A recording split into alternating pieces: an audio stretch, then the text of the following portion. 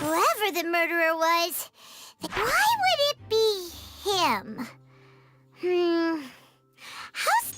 Why would it be him?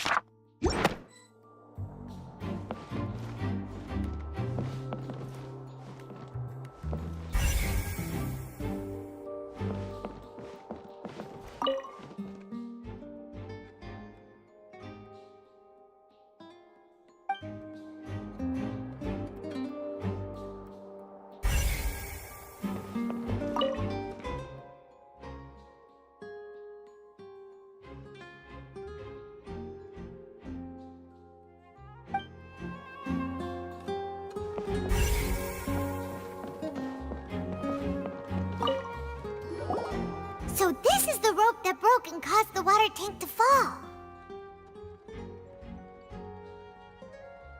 The rope looks pretty durable. How can it be burned through so quickly by fireworks?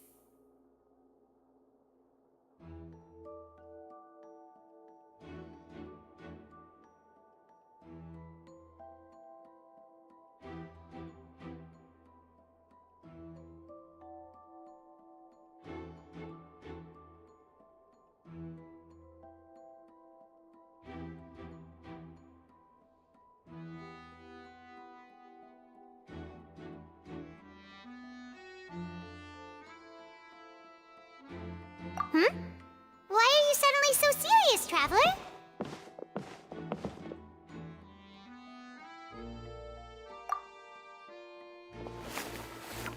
Whoa! Look! This bit is made from different material! Most of it was burned away, but there's still a little bit of it left. Huh. So if a rope meant to hold something was made with that kind of material in it, then that means... Wait! Why don't you write all this down? Let's take notes!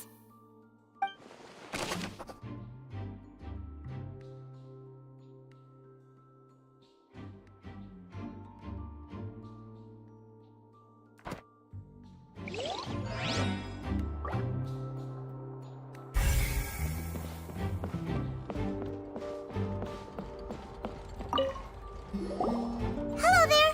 What are you investigating? Oh, this location has also been cordoned off because the Magic Troop members are currently considered prime suspects. The investigation team is still collecting evidence. The seats were all booked in advance, so we were able to deduce the missing woman's identity by checking the guest list. Sure, it's not like this is confidential information. We will publish it later anyway when we petition the public to help us find the missing person. Her name is Halsey. She's a painter from Fontaine who's made a bit of a name for herself.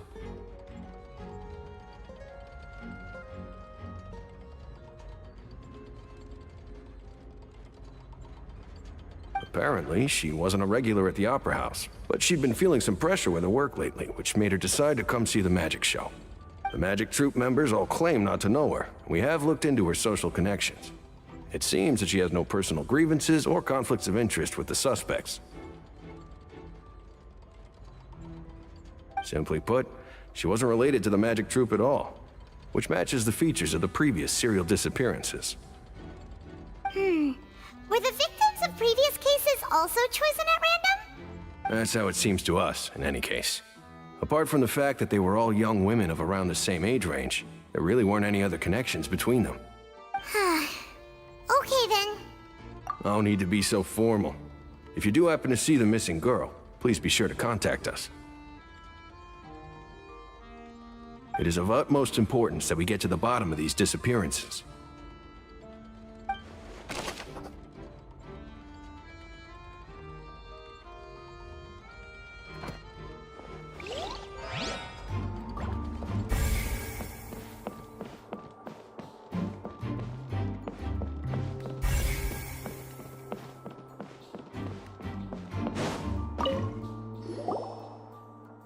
The investigation team has some new findings.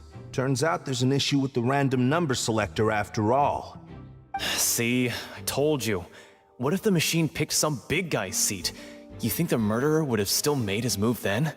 Sorry to interrupt, but we're helping Linny and Lynette with their side of the investigation. What were you saying about the number selector? There's something wrong with it? You're trying to help them? That'll be a tall order. Linny used the machine to pick a random member of the audience during his performance, right?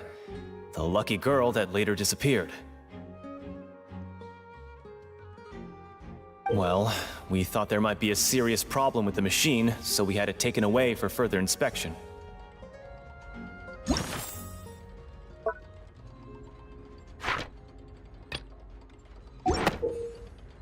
It turns out that the seat number it picked wasn't random at all.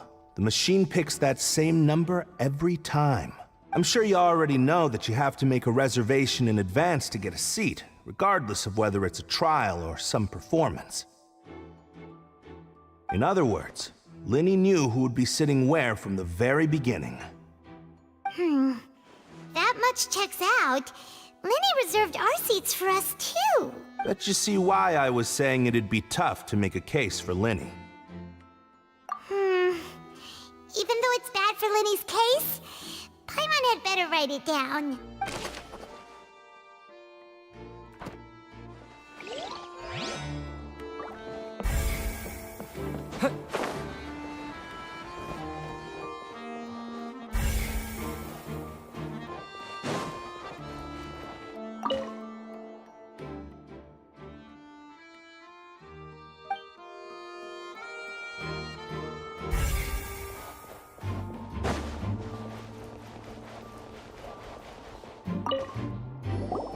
I see that you're investigating the area.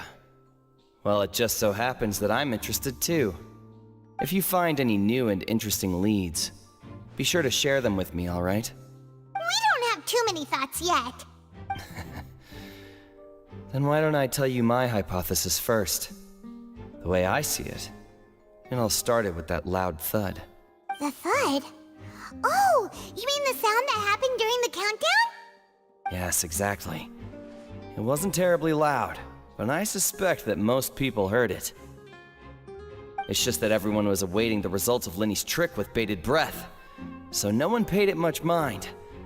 But now that the incident has happened, the thud has become an important clue. That makes sense. So, what do you make of it?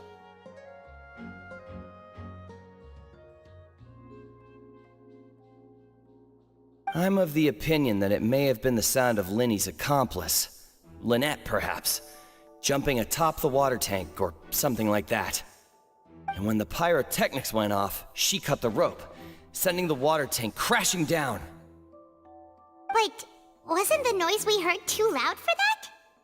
Perhaps the balance wasn't right, leading to a particularly rough landing. Oh, that's true. I suppose I must reconsider. That does remind Paimon, though. What was with that sound?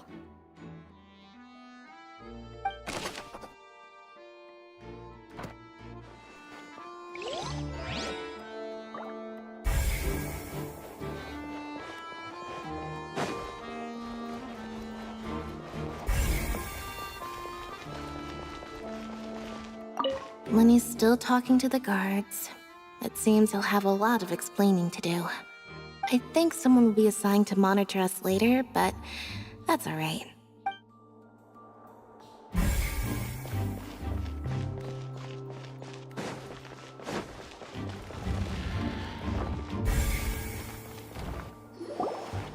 Hey, You. Yes, both of you. Over here. I've been keeping an eye on you for a while now. Huh? You mean us?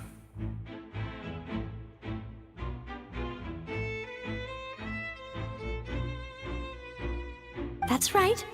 If I'm not mistaken, you're also among those who wish to cut down the thorns and pursue the truth. No? And by the looks of it, you're not from Fontaine.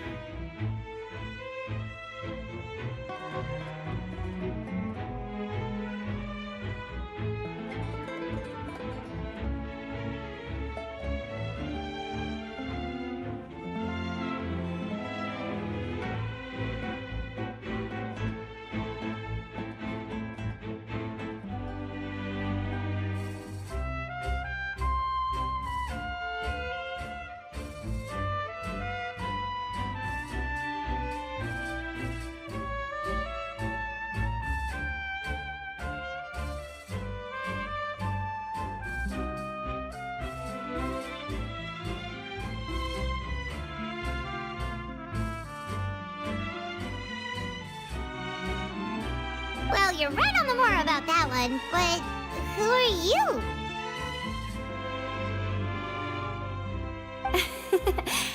Have you never heard of the Spina di Rosula?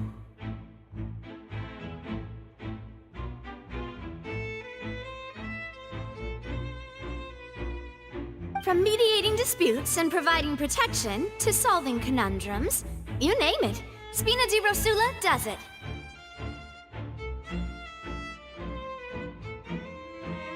And I, Navia, have the honor of being its renowned president. Though those who play by our rules call me boss.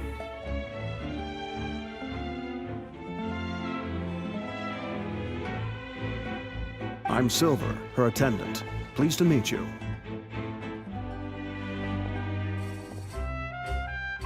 And I'm Melus. Demoiselle's various daily needs and affairs are under my purview.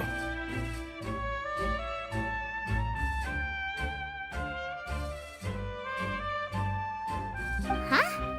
Boss? Demoiselle? What gives with the names? Well, I am the second generation president. Malus and the others are still used to my previous title. My apologies, Demoiselle. Should you prefer, boss, I will endeavor to use that instead. No, no need. You don't have to call me boss. Just Navia is fine.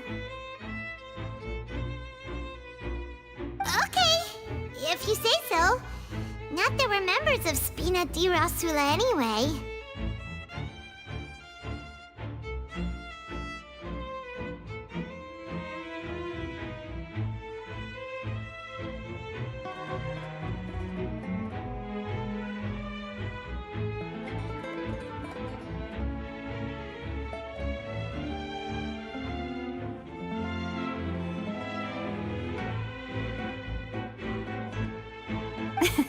All merely trifling details. Never mind. Now, back to the situation at hand. That's right. I've always kept an eye on the serial disappearance cases. My interest stems from a matter back from my father's time. Judging from the look of things, I find Linny an unlikely mastermind. Really? We think so too! That's why we're looking for clues now!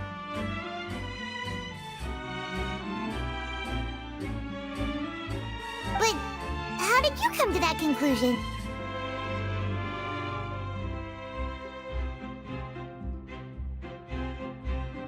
Intuition, naturally. My unparalleled intuition.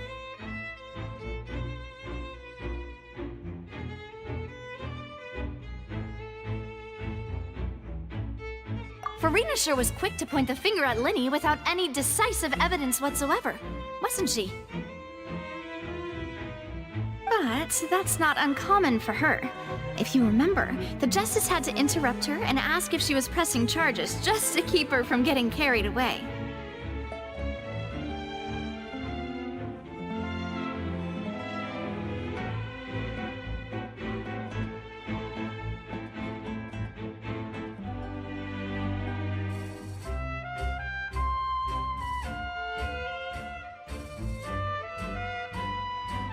Anyway, a trial begins the moment someone levels charges. And, of course, there was no way Farina was going to back down in that situation. Sounds more like you just don't trust the Hydro Archon. Well, what's your opinion? I must admit that she can be interesting at times, but liking her doesn't mean that I'll blindly agree with her. All right, I've answered your question. Now, it's time you answer mine. Wait a minute, did that answer count? Well, I say it does. But don't worry, you won't hear any pointless questions from me. In your opinion, do you think it's right to treat a trial like it's an opera? Well? And why would that be?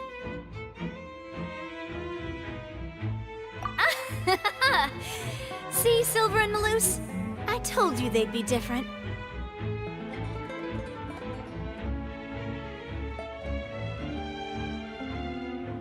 Most astute of you, demoiselle. I too think that the traveler's response was most excellent. No matter how wonderful the script or how fervent the audience's expectations may be, the trials that go on stage here must be based in fact. And if that can be done, boss, then... All right, that's quite enough, Malus. Anyway, I like your answer. You passed with flying colors. Now, I need to make some preparations, following which our joint investigation shall commence. You two shall be my assistants. Wait! Since when did we become assistants? Oh, well, I can be the assistant. Sure. Or your companion, if you like. I'm really not that fussy.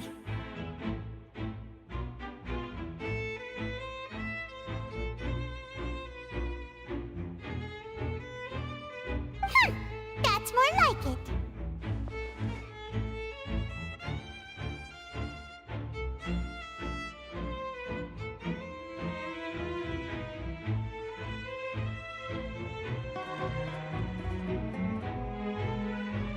Far be it from me to brag, but I believe that Demoiselle's intuition will be instrumental in uncovering the truth.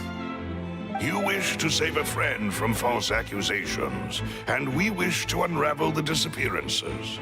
In this sense, our goals are aligned. You have a point. Huh. You're quite the talker, aren't you, mister? And what about you over there? What do you think? You seem like you've got something on your mind. I have nothing to add. Oh, alrighty then. We'll be making some preparations first.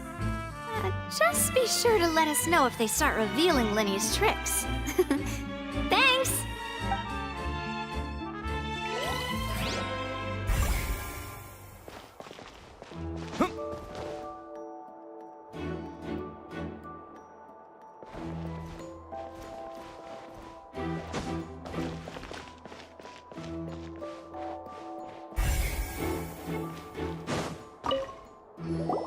Sorry, but no one can freely enter or exit the Opera House at the moment. If you wish to leave, you must register your identity with us first.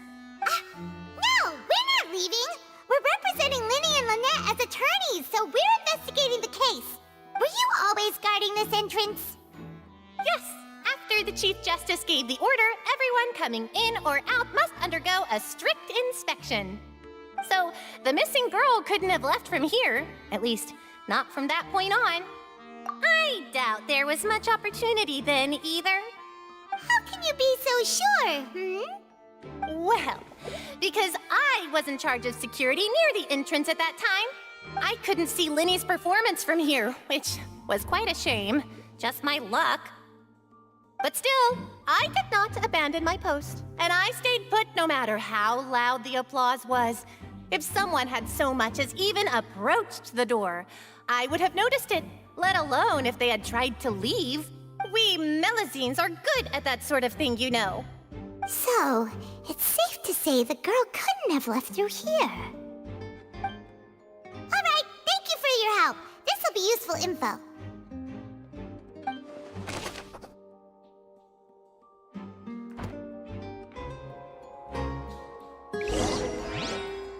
We've checked everything of note here at the performance venue. Paimon discussion with the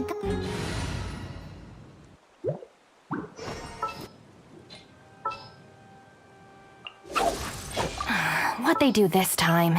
Next time, be sure to make... Let's go see, shall we? Ooh, things are getting interesting, huh? We're about to see how magic is made.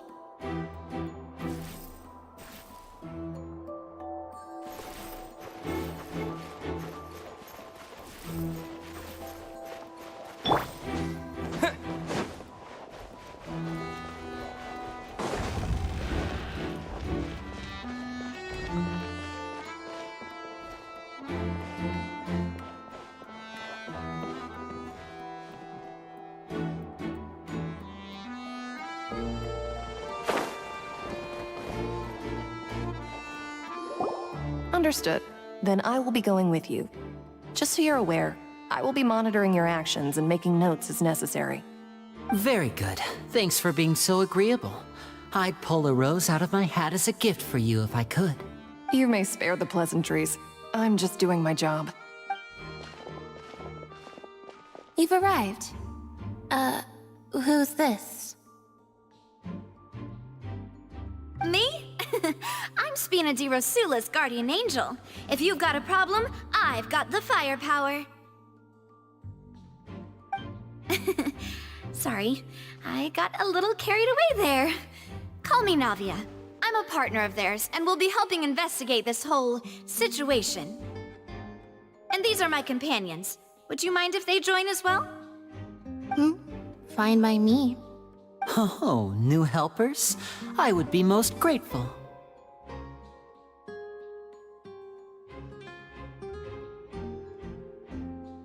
Well, let's just say we're tagging along.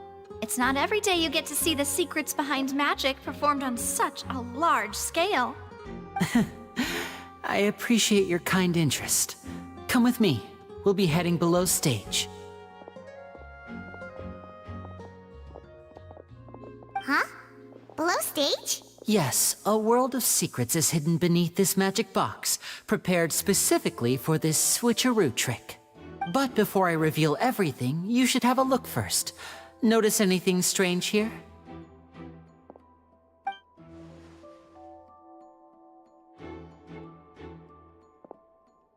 I'm not trying to be dramatic. Remembering the details of a trick will help you understand the methods used to perform it more easily. Huh. Weren't there balloons and other decorations here? Where did all that go? Ah, good eye. That said, you're still far from discovering the answer. The back? You mean the inside of the door? What's different about it? Paimon didn't notice anything. Very good indeed. I thought you might not be able to catch that, given that you were sitting in the first row. The back of this door was patterned. Those patterns are now gone, replaced by a smooth wooden board. So, if you put 2 and 2 together, what do you get? Exactly. All right, let's go. I'll tell you how it works as we head down. Oh, so there was a passageway under the magic box!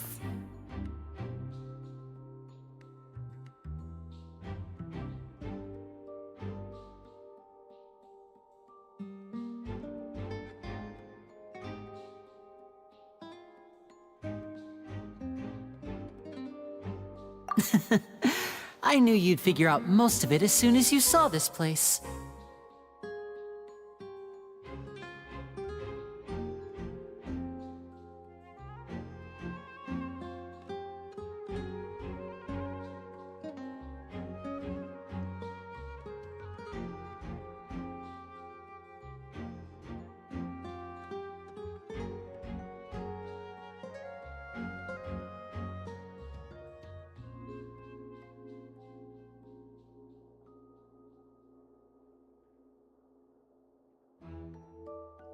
The 2 magic boxes are positioned right above the 2 entrances of the tunnel.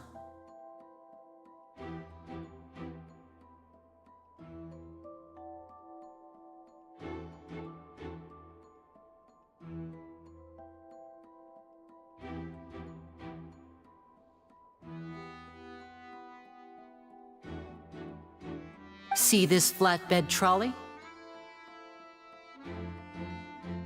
The box with the lucky audience member in it would be shuttled over to the other side using the trolley. This trolley can raise and lower and even rotate, ensuring that the box will face in the right direction. I see. So that's the purpose of the box inside another box. Precisely. The inner box would descend after the audience member was put inside and be moved along the trolley, all while the outer box would remain on stage as if nothing had ever changed. So that's how you did it! Once the box was lowered, the trolley would store some energy through this device here, with which it would complete the rest of the steps. The audience member would only be able to feel some slight movements in the dark, and by the time she walked out, she would already be back on stage. Right! You were talking that whole time, and you even came out for a moment near the end! Ah, yes. A phonograph operated by Lynette was used to achieve that effect. My assistant and I had already scripted our conversation beforehand. When the countdown began, I had already gone to the opposite box via a tunnel using that ladder. And what about Lynette? Where was she? I was in the mezzanine space in the back of the box. Oh, interesting! That's how we were able to coordinate Linny's lines with the assistant. And by the way, I was the one who walked out of the box at the end. I mean, we are twins. All it takes is a change of clothes and no one can tell who's who. And that's my favorite part of this trick. Only Lynette and I can perform it. So that's how it all worked!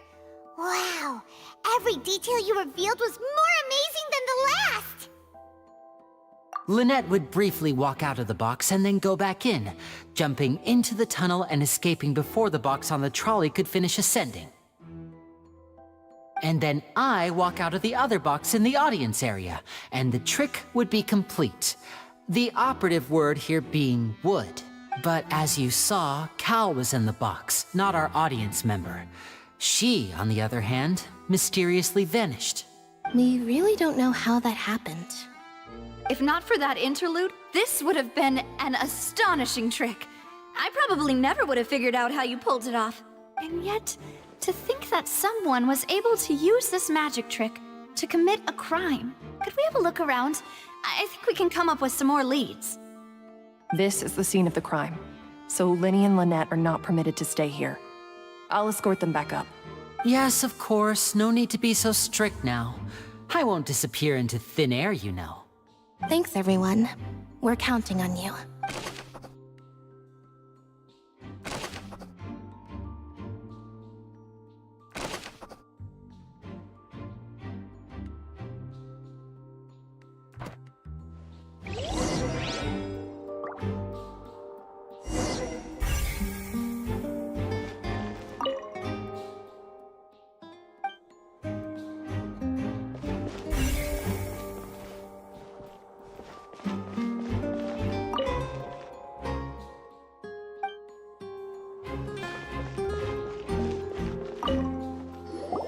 The floor is wet. Please be careful not to slip.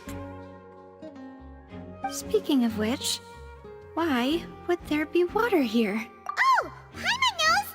It's one of those tricks where you pour water into a jug and then flip the jug over only for the water to disappear? And here's a broken vase. Huh.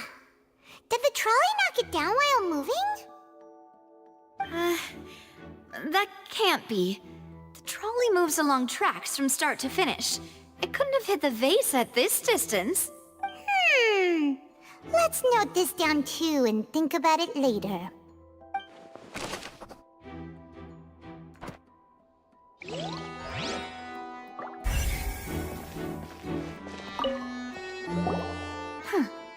What's this? Looks like a hook tied to the end of a rope. Huh? There's all kinds of odds and ends here. Perhaps it was a prop for a different trick. But why would it have been left here?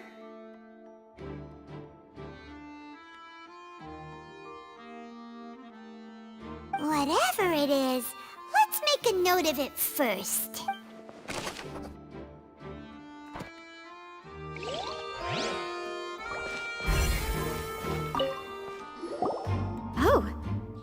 clothes that the lady chosen from the audience was wearing, right? Her clothes are here, but she's nowhere to be found. Right. And do you really need to do that if you're kidnapping them? Ugh, this is so confusing. Paimon doesn't want to be a detective anymore.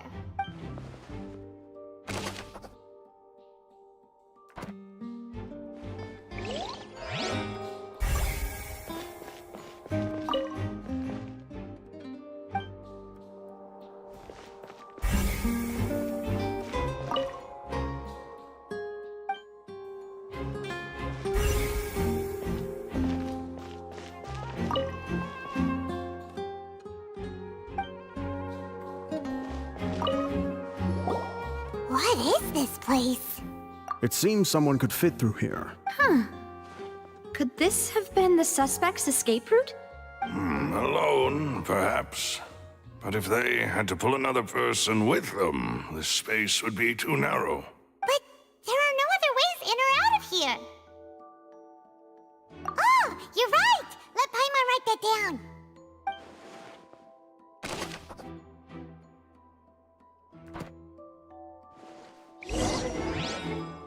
Seems we're just about done investigating down here. Yes. Let's head back up.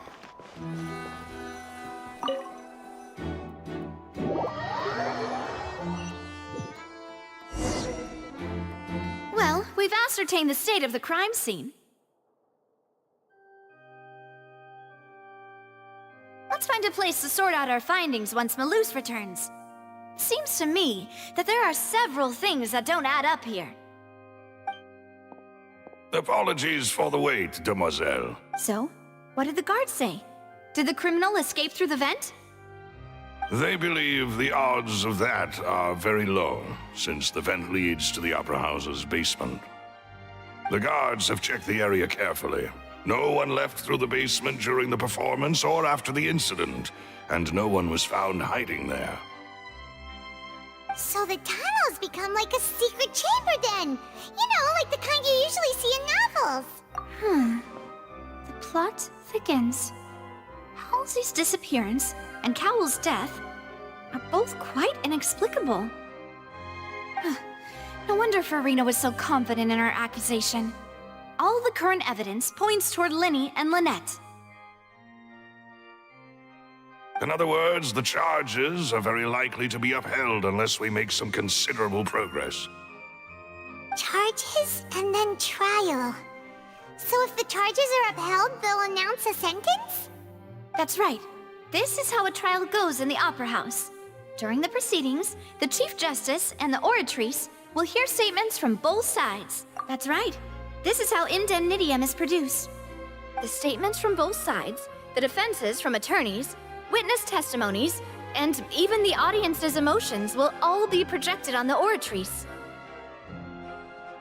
To put it simply, it's as if the Oratrice has its own will, and is a judge in its own right. This also precludes any kind of favoritism on the part of the Chief Justice.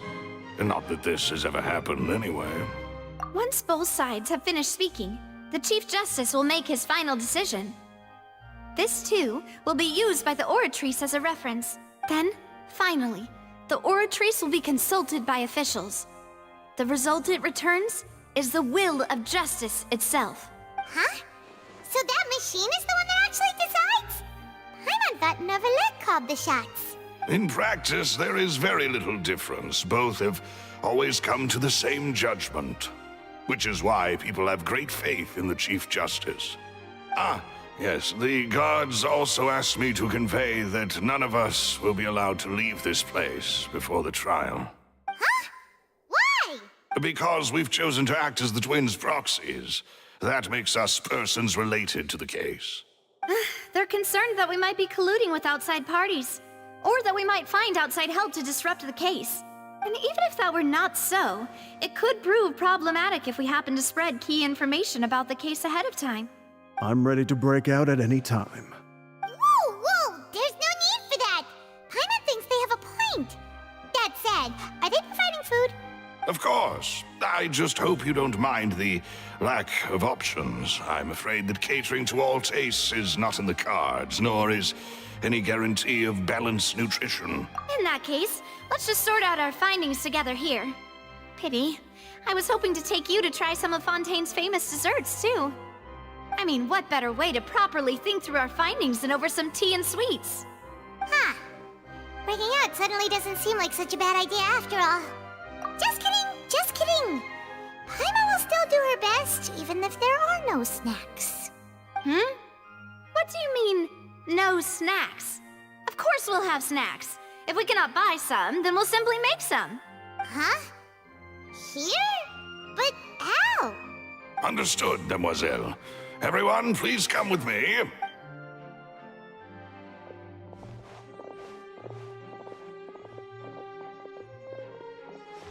Wait, you're carrying a portable stove with you?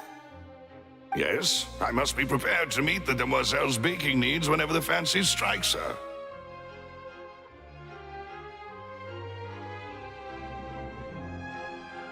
I have eggs, sugar, and almonds at the ready. Good work, you two. Then I'll get to it. Please sit tight for a moment. You'll get to taste my awesome snack soon enough. These three are quite the interesting group.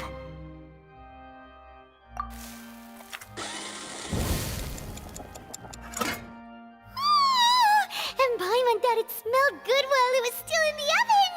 Oh, it's even better now. Paimon can't stop drooling.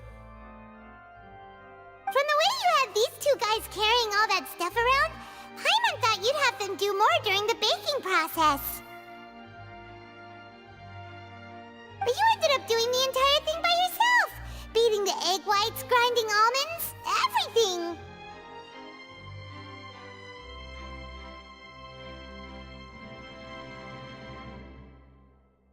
I was applauding. And I was giving encouraging smiles. Paimon was just thinking, aren't you worried about getting your fancy dress dirty beating egg whites and baking like this? Well, I don't think it's carved in stone anywhere that fancy ladies can only read books, sip tea, ride horses, and play the piano. I just really enjoy making snacks. Don't underestimate beating egg whites, by the way. It's a real arm workout. You also need to beat them to just the right consistency, or your macarons will crack. Anyway, give these a try, fresh out of the oven. There's 3 for each of us. Only 3? Well, eating too many sweet treats might send all that sugar to your head. You wouldn't be able to think clearly about the case on a sugar rush, would you? Tea is ready to be served as well. This is Demoiselle's favorite, strong black tea with a floral fragrance that clears the mind and lifts the spirit. No need for concern, I'm merely doing as I should.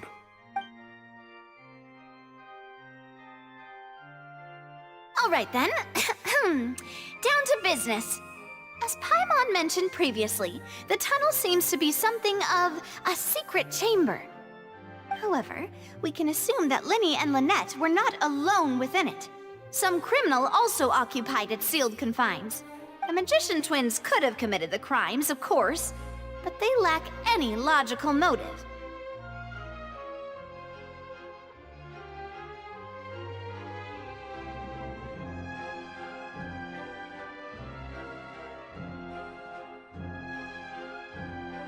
Exactly! Why would they do such a thing right when everyone was watching? The flower vase and the thud we heard during the performance could indicate some altercation between Halsey and the criminal in the tunnel, resulting in the shattering of the vase, the discarding of her clothes, and her abduction. Perhaps the criminal thought that since she was chosen from the crowd, she would be too easy to identify if she was still wearing the same clothes. Paimon thinks that makes sense, but the real trouble is... True. None of the clues we found thus far support the existence of this third person. But the only people left to consider are both technically victims, whether it's the missing girl, Halsey, or poor Cowell. Huh. Could Halsey have secretly made modifications to the magic props in order to murder Cowell before making her escape? That's right. And even if she had tampered with the setup, she would need to understand the entire trick to pull it off. Nor does she have any motive. The guard said that she has never had any dealings with the Magic Troop's members. Were we not thorough enough in our search? From the sound of things, this is turning into an impossible case. Your macarons are amazing though, Navia. They smell great! They're nice and crisp and super sweet! They are my specialty after all. And I see you've already had 5 of them. What? 5? Oh, that can't be right. Paimon only counted 3, honest! Please don't worry about it. At my age, a few less sweets might actually be a good thing. No. Being greedy is one thing, but Paimon knows how to count. Besides, Paimon knows that if she ate too many, then others wouldn't have enough. Wait, even you don't believe Paimon? How could you?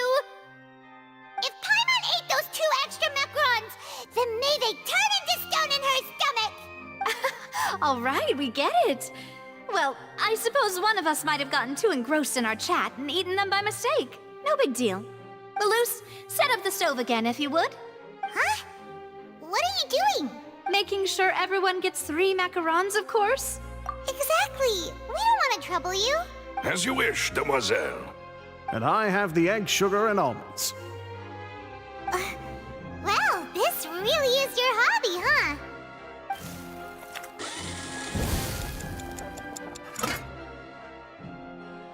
Well, that's it for snack time. I'm going to have another look around the area.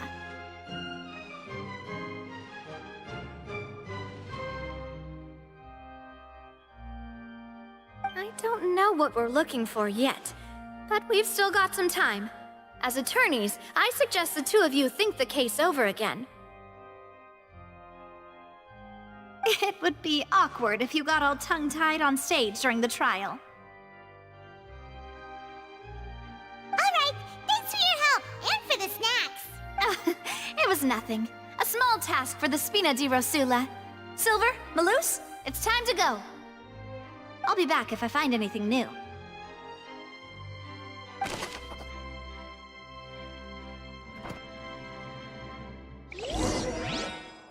Alright, it's time to put our heads together. We've got to get our defense ready for the trial. Oh, it's probably gonna be a long and difficult case. There's no point in worrying about that now. We just need to prepare. Here, take Paimon's notes. They should help you review the situation.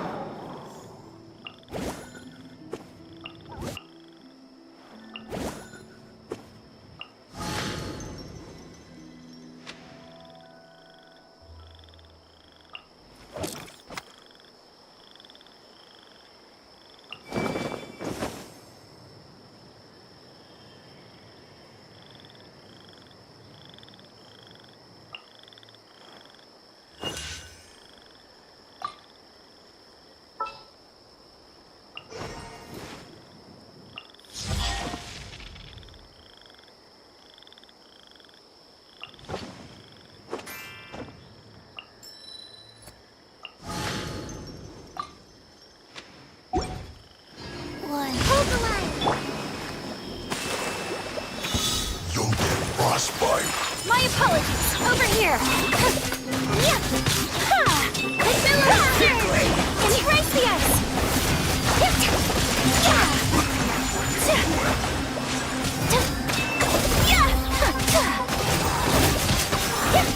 Allow me.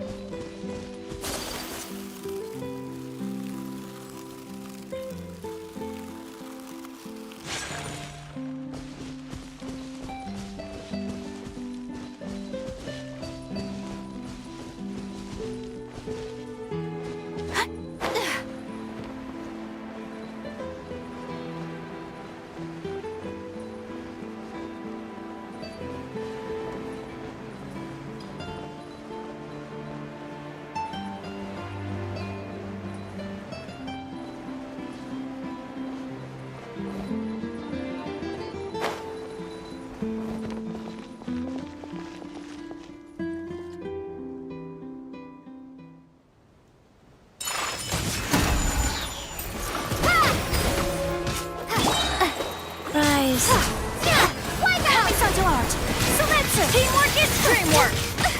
So rude! That's gonna hurt in the morning. Let's light it up! Take flight!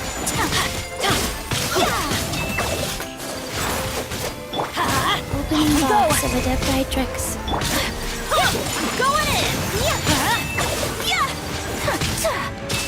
Let's light it up! Let's light it up! Embrace the ice!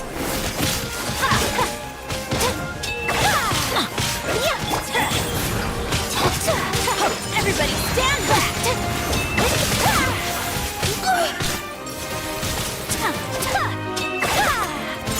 Whirling snow!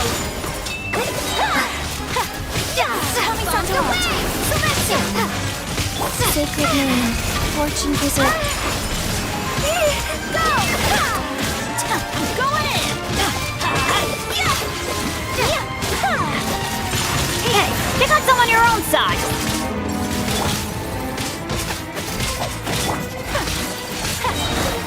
Sakura swirl!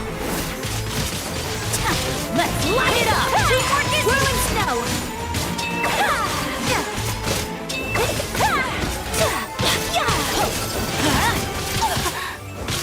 My apologies! Orders given, orders received. Embrace the ice!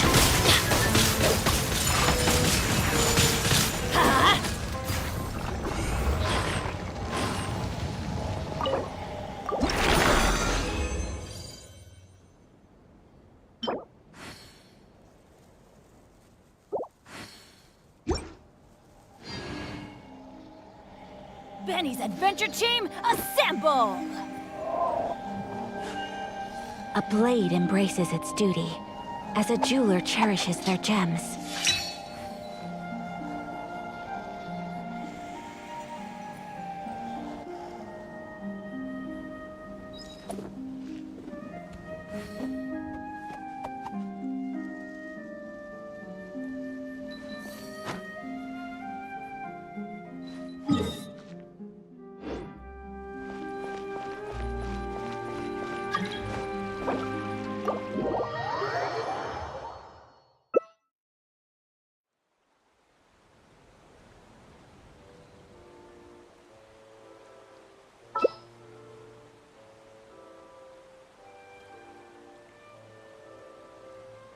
A blade embraces its duty, as a jeweler cherishes their gems.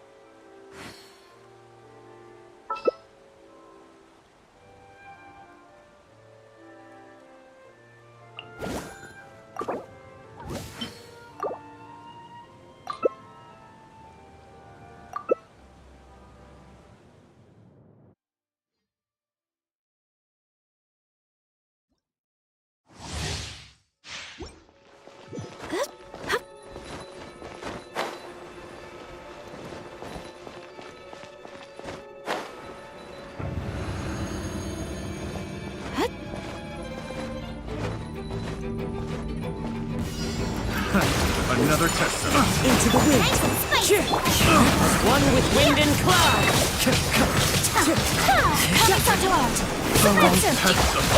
Take flight!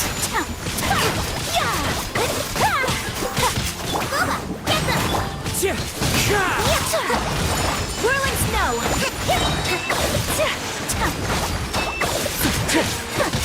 Wind strike! Take flight!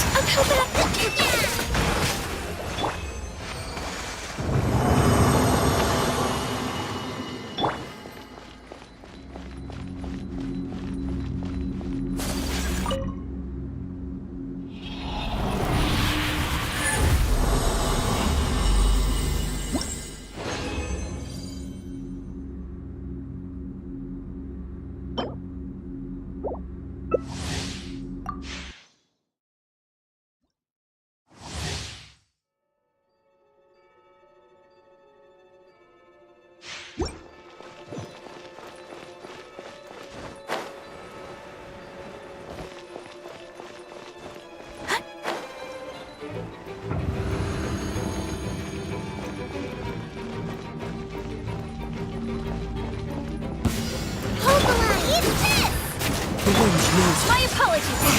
Embrace the ice! Adorn my night!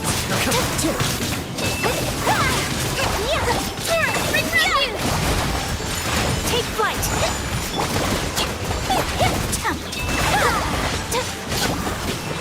Into the wind! My apologies! Allow me! Sakura swirl!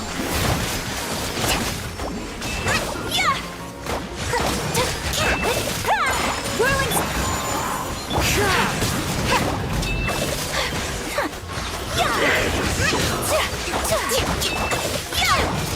Take flight! Can't run from it.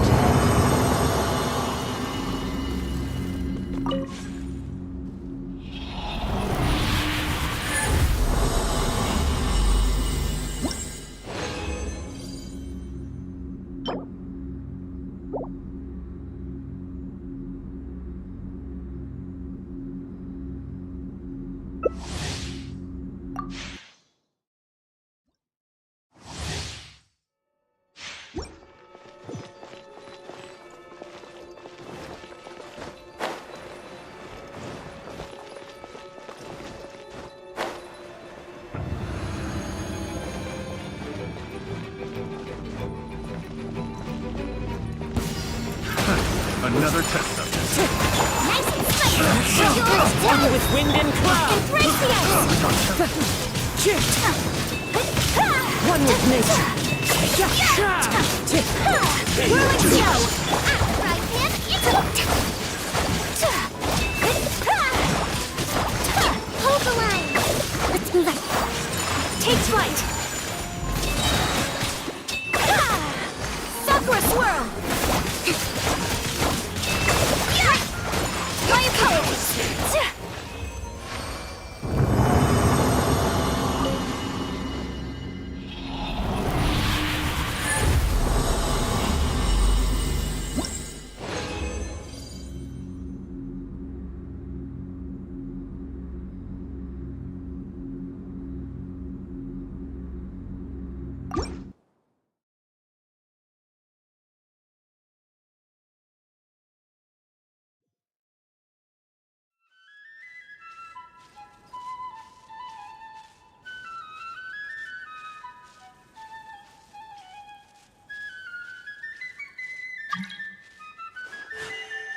A blade embraces its duty. As a jeweler cherishes...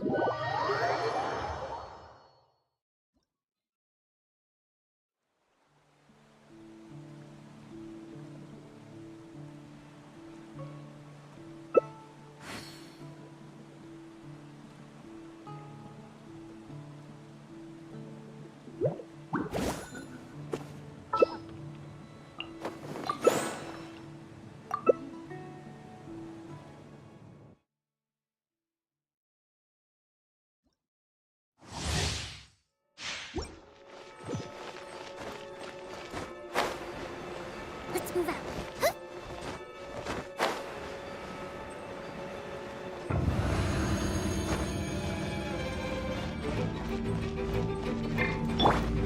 I'll protect us. First, breathe. Hey! Eat this!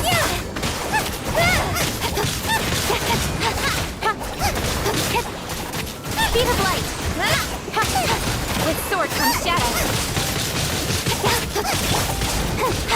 Take 5.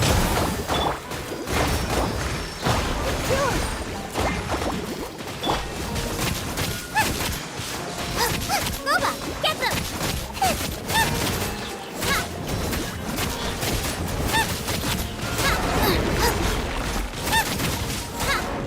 Nowhere to hide. Let the show begin. Hold the line.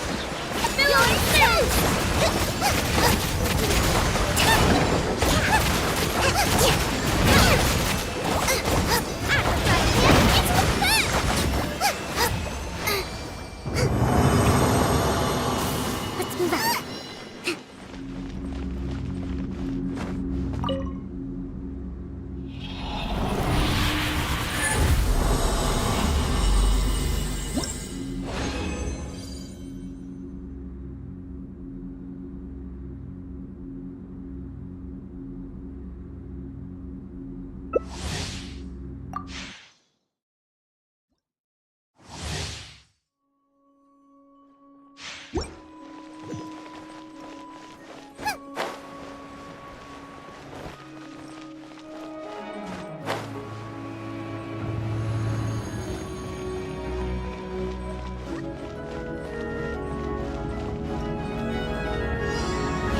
Protect us. Hey! Nice and smooth! Cut to the chase.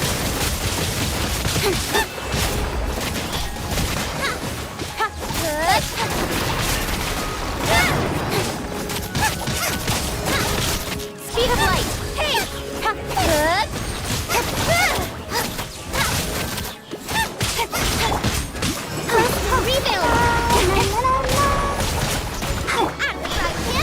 Let the show begin. Nowhere to hide.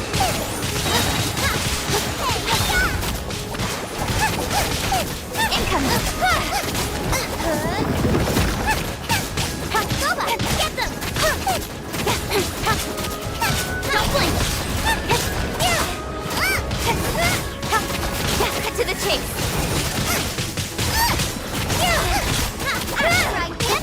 Speed of light.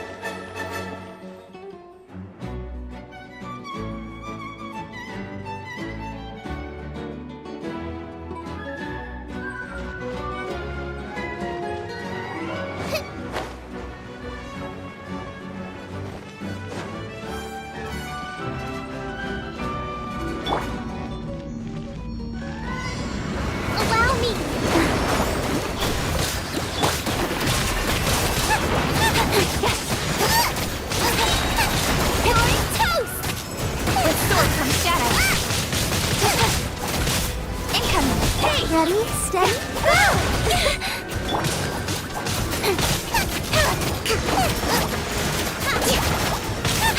Speed of light!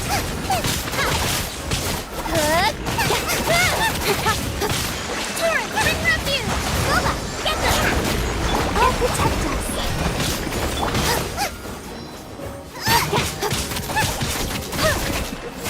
Race you! Cut to the chase!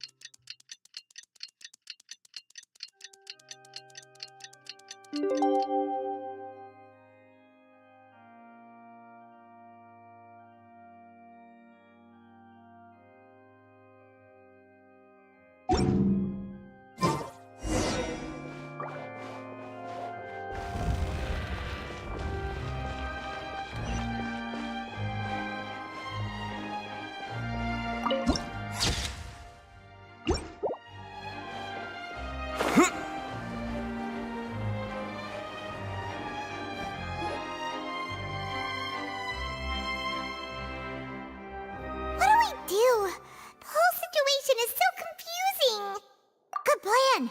Impossible things don't just happen. We'll get to the truth one way or another. Just relax. Even if everyone else suspects Lenny and Lynette, at least we will be supporting them from the stands.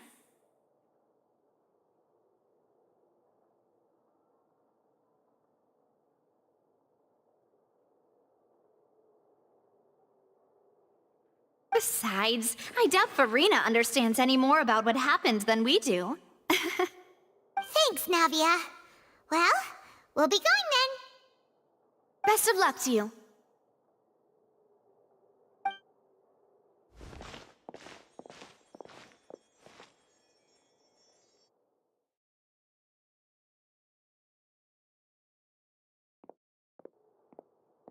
Ah, finally, you're back. Well, how did your investigation go? To be honest, you might be disappointed. No. We're already very grateful that you were willing to help. Well now, don't you all look disappointed. Don't tell me that your investigation came up empty-handed.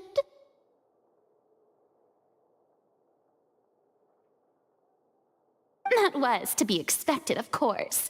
The guilty can never produce proof of their innocence. But don't let that stop you. I shall be terribly disappointed should you, my most anticipated foe, concede so easily. Since both parties are present, I declare that the trial regarding the magic show incident is now in session.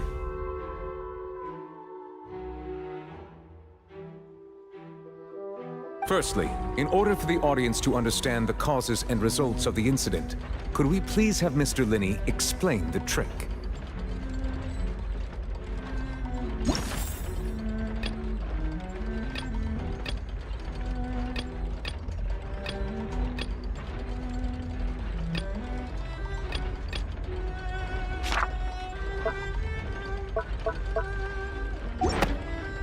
Yes, of course. I will explain while Lynette demonstrates on stage. All the necessary items have been prepared.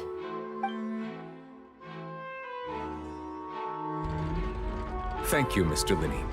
In that case, I take your statement to be that you ran to and remained hidden within the magic box in the audience stands once the trick began, and thus could not have committed the crime. Is this correct? Yes, that's correct, Your Honor. In that case, I call upon the prosecution.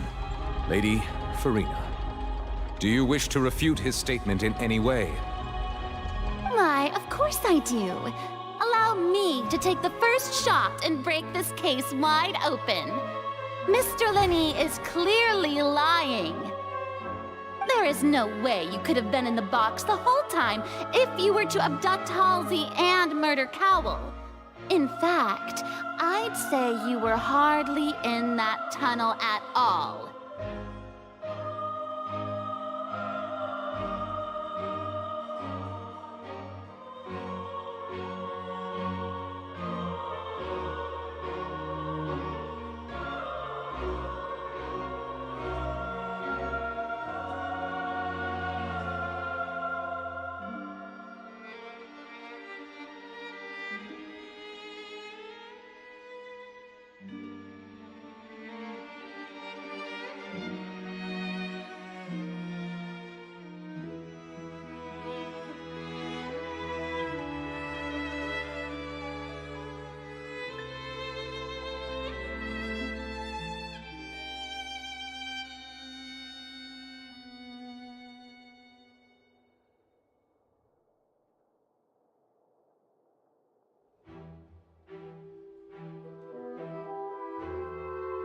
That is simply your hypothesis based on the presumption that I'm guilty. Oh, is that so? And if I may ask, what did you hear while you were inside your box? The roaring countdown of the crowd, of course. That's how I kept track of the time and built anticipation for the finale. And you didn't hear anything else at all? Nothing that might leave an impression of any kind? No, nothing. I see. But when the count reached 30 seconds or so, there was a thud. One so loud that I believe practically everyone heard it. Huh? Hey, hang on. Something's not right here. Yeah, I'm sure he could have heard a noise that loud from inside the box. I was right by the box, and I definitely heard the thud. Look at those scales. Could those mean... Well then, ladies and gentlemen, allow me to use the words of the magician himself. You never know what can happen in the blink of an eye. Indeed, it seems his alibi can also collapse in the blink of an eye.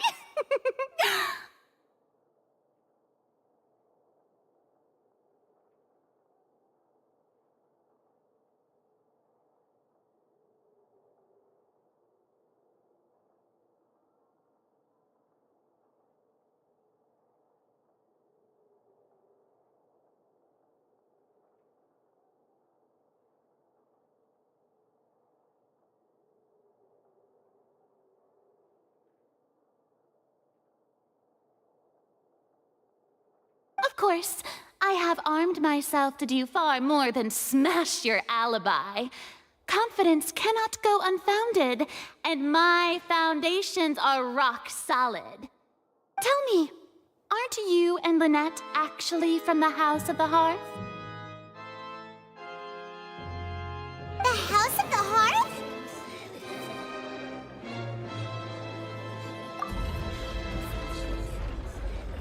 No wonder they did something like this.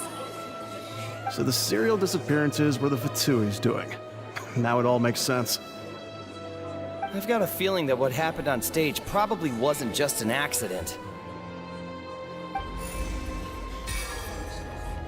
That's irrelevant. Our identities have nothing to do with what happened. Indeed. Then perhaps you could tell us everything that happened during that 1 minute. Your first priority is to prove yourself innocent after all. I'm sure there is little that needs to be kept secret now. Unless your script already has holes in it.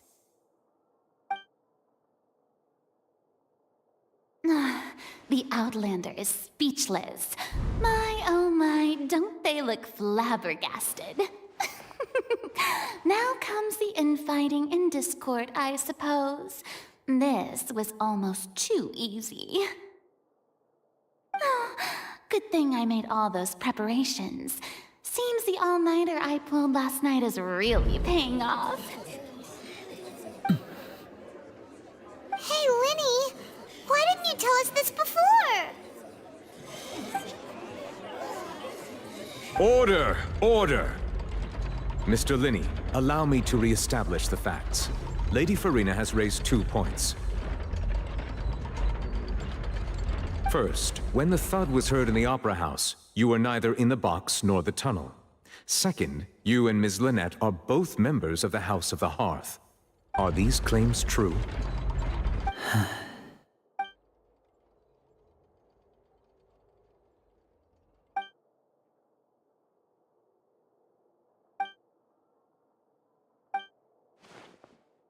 Please answer my question, Mr. Linney.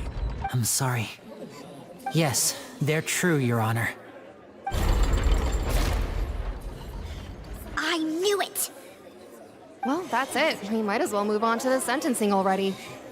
What should we do now? Granted.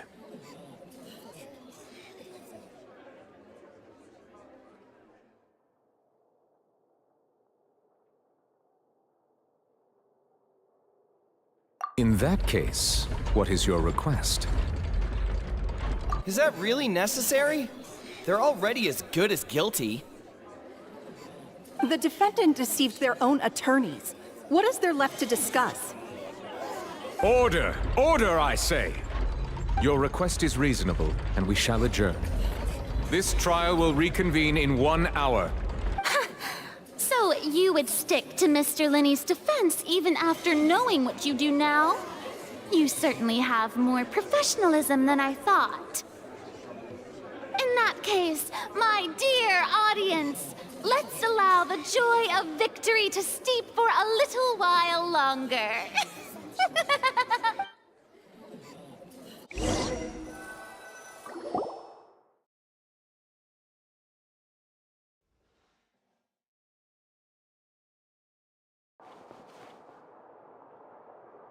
Well, this is awkward. I didn't think the Hydro Archon would dig all that up. I'm sorry, Traveler and Paimon. Yeah, sorry. Paimon doesn't know where to start. We trusted you two. We based our entire reasoning on the assumption that you weren't bad guys. Not to set the wrong tone or anything, but Paimon's really mad! I'm very sorry. I know you're angry, and reasonably so, but please, let me explain. I know you've clashed with the Fatui several times before. I wouldn't be surprised if just hearing the word is enough to make you upset.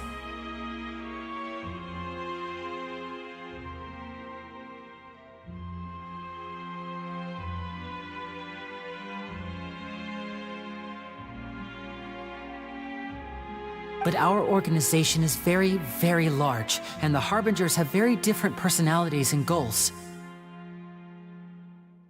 Right now, we want to save people. As many as we can. That's right. I'm sure we're on the same page when it comes to this nation and the disaster that its people might face.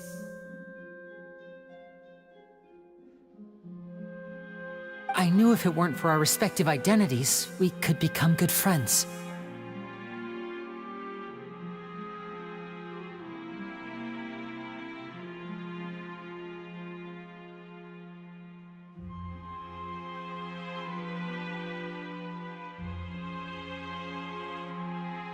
That's why I didn't wish to flat out lie to you, but chose to hide some details instead. The truth is very important, but being completely transparent about everything would see us spending more effort than we need to. Right. So, you be the judge. Heck, if I were you, I fear that I'd even struggle to trust me at this point. You met a Fatus who works as a magician, a trickster by trade. All by coincidence, too. But still, I'm asking you to trust me. I am no criminal. At least, not in this case.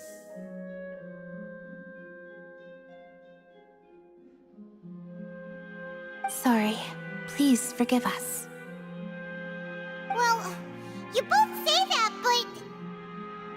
Right, let's hear your answer first, and no lies now! Of course.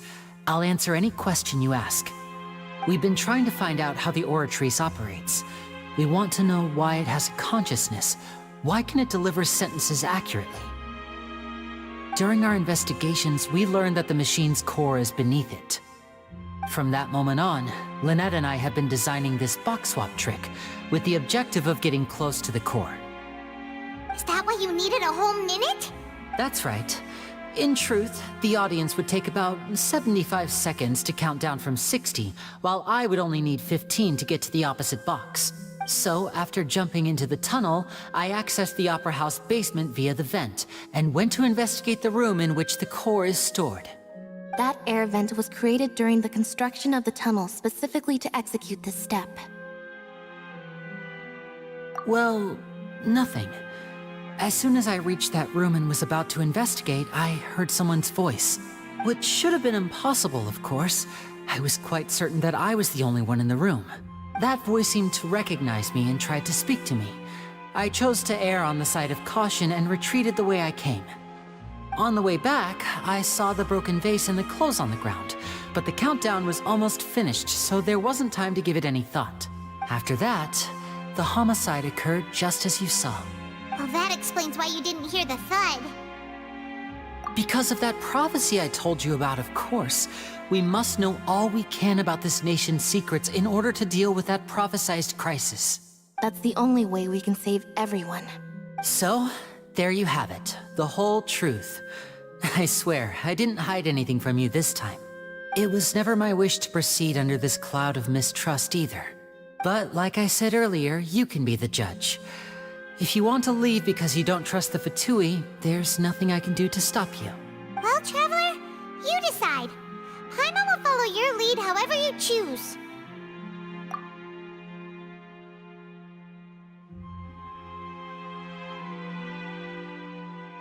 Okay, thank you. Thanks for giving us a chance. The current problem is that the scales are tipped pretty badly against you two. If we want to refute the Hydro Archon's accusations, we're gonna need a seriously watertight defense. Huh? Oh, Paimon thinks she gets what you mean.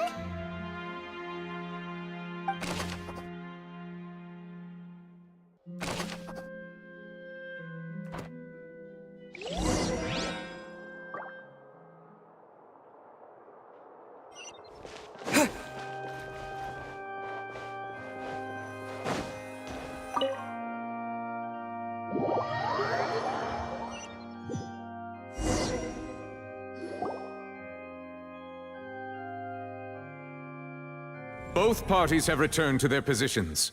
Let us continue the trial. When last we left off, Mr. Linney acknowledged the new evidence presented by Lady Farina as fact. Therefore, Lady Farina may continue stating her reconstruction of the events. Ugh, that took long enough. Now then, if everyone would lend me their attention. At this stage, let's revisit that scene from Linney's perspective.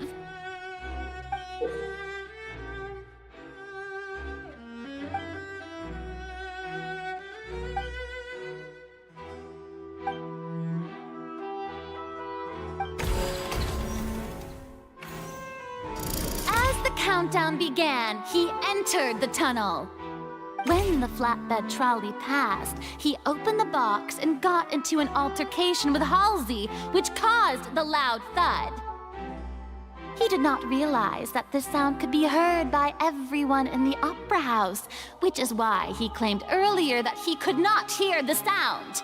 Finally, he used the vase to knock her out, before making her change clothes to prevent others from recognizing her. At this time, Cowell arrived in the tunnel, having heard that strange noise, and caught Linney red-handed. So Linney proceeded to knock him out too before stuffing him into that box. Afterward, Linney passed the unconscious Halsey to his accomplice through the magic box in the audience stands, before operating the devices such that Cowell's death would be ruled an accident.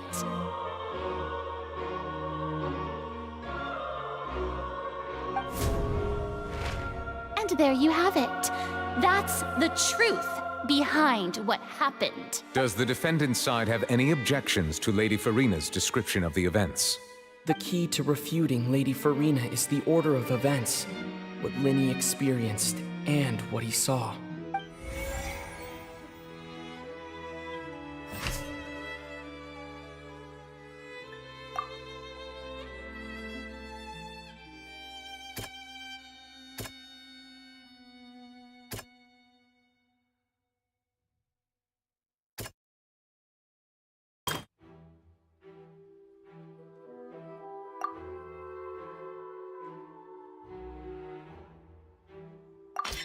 According to Linney, he left via the vent after entering the tunnel.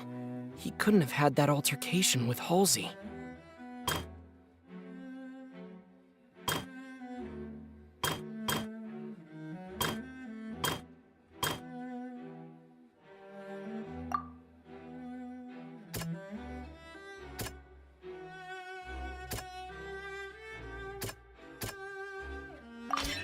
Linney went to the room that contains the Oratrice's core. This is the actual truth.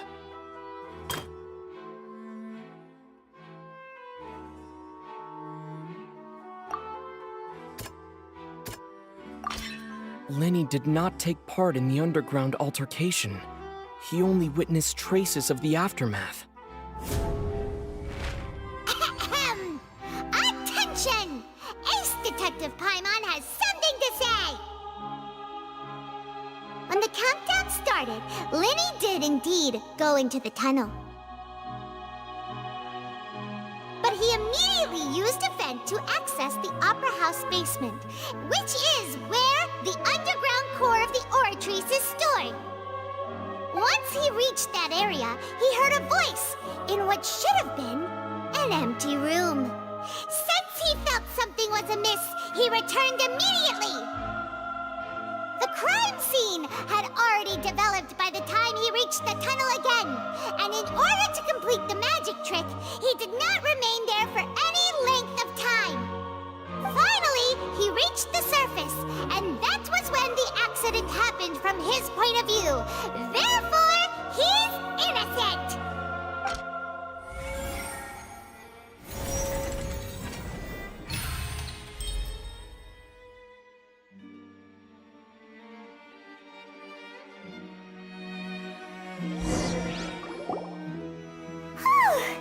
Paimon did it! Paimon actually managed to say all that! Wasn't it awesome? In other words, you believe that he knew nothing of the incident? That's right! My reasoning?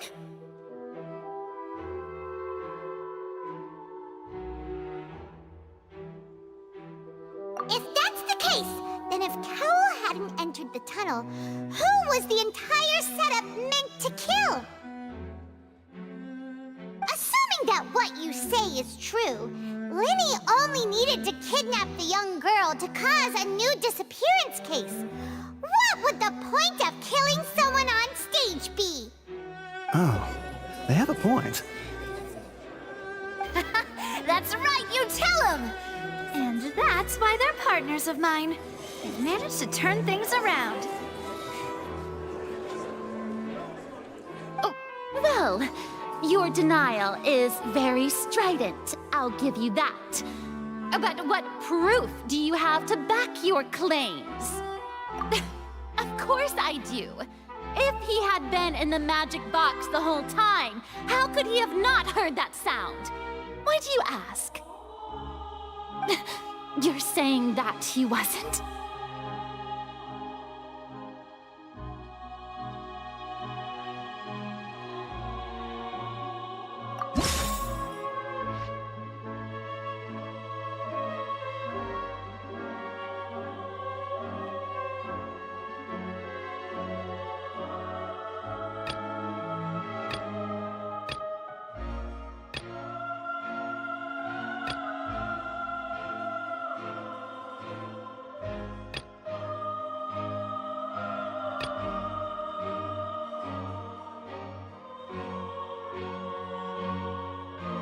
That's right! Linny wasn't in the box or in the tunnel. That's why he didn't hear anything strange during the performance. This means that when the crime happened, Linny had already entered the basement via the vent. The same clue you used to disprove his alibi has now become the best proof! Ha ha! How do you like that?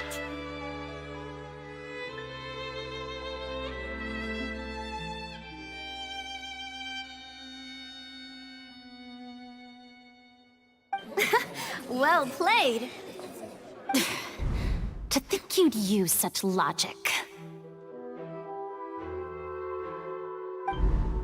Well then, if it wasn't Linny who committed the crimes, then who was it?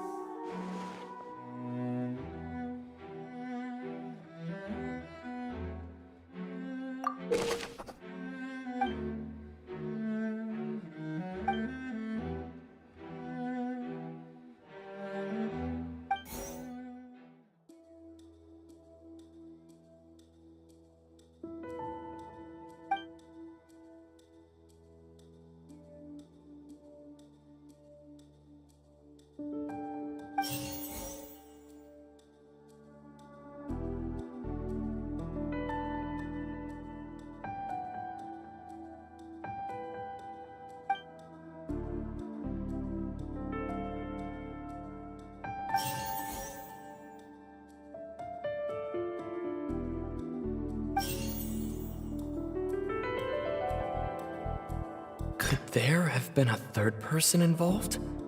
Is that really a possibility? Halsey is the missing person and an ordinary audience member. Or did she have her own scheme all along? The deceased's name is Cowell, Linny's assistant. He would have been able to tamper with the equipment.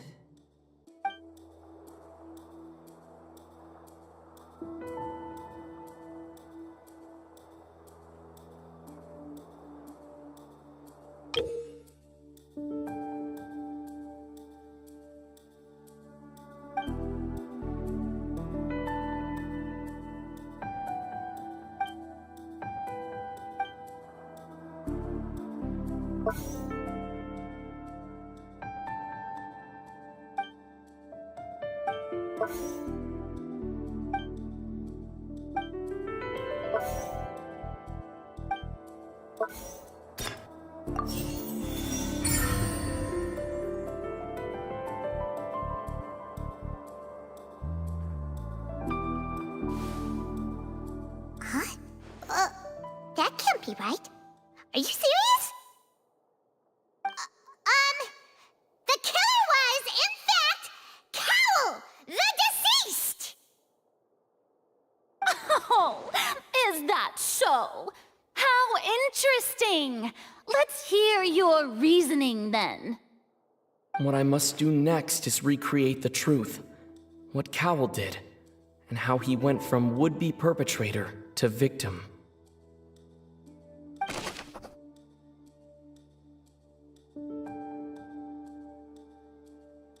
Linny was not in the tunnel at that moment, which gave our criminal ample time.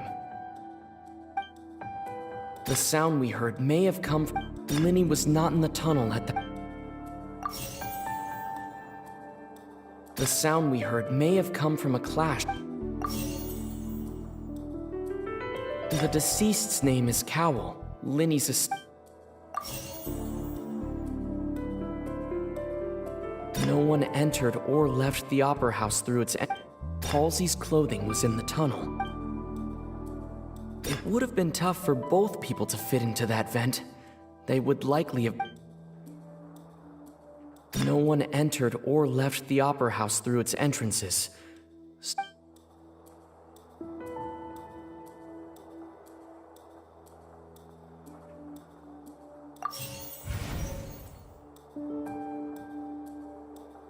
It would have been tough for both people. Halsey's clothing was in the tunnel.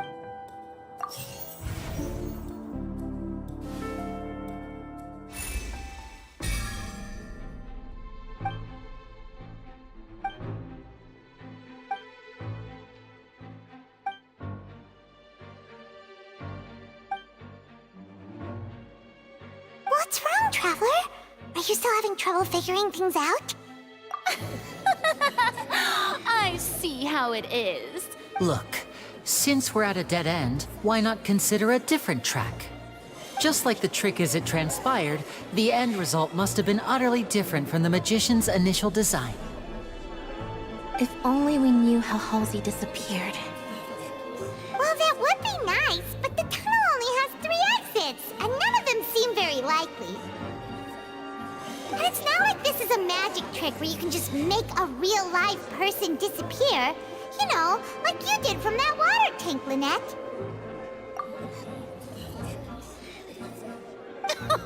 Excuse my interruption, dear opponents, but do you not see that the crowd is growing impatient? There is no greater sin in this opera house than an awkward delay in the performance.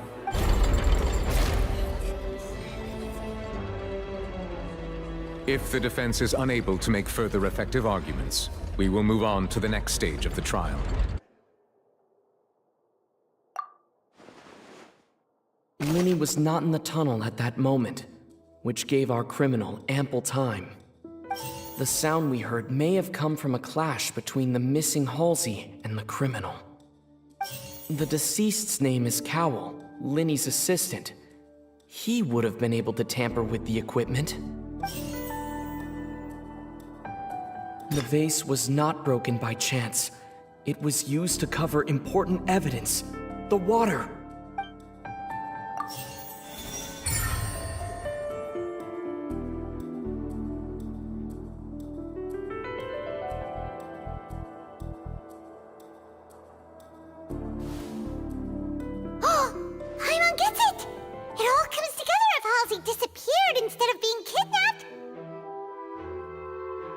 Lynette escaped from the water tank, vanishing gradually and leaving only clothes behind. If there's a similar method where a person could be transformed into water... Just a moment, please. I do hope you know how preposterous you sound at the moment.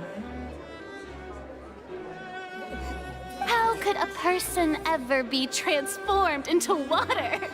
This is reality we're talking about here, not some magic trick. Must we really? I should think that of anyone. Your friend Linny already knows this truth very well. Magic tricks are ultimately just illusions and misdirection. But Halsey's disappearance is very real. We're talking about two completely different things. Even so, I trust the Traveler's judgment. The truth must be out there somewhere. Perhaps some new line of reasoning may open if we try to gather all the focal points that don't make sense. Since Cal was the deceased, we haven't placed much attention on him. But given that we aren't making much progress with the case, it wouldn't hurt to have a look at his belongings, would it? People really do come up with all sorts of harebrained schemes when at the end of their rope. The way I see it, your suggestion that we broaden the scope of our investigation is nothing but a tactic for stalling the trial. Nevertheless, I believe that this is a reasonable request on the part of an attorney. Since the trial does indeed appear to be at an impasse, I believe that additional evidence may help us make more progress. Guards, please step into the lounge and examine the personal effects of the deceased Cowell.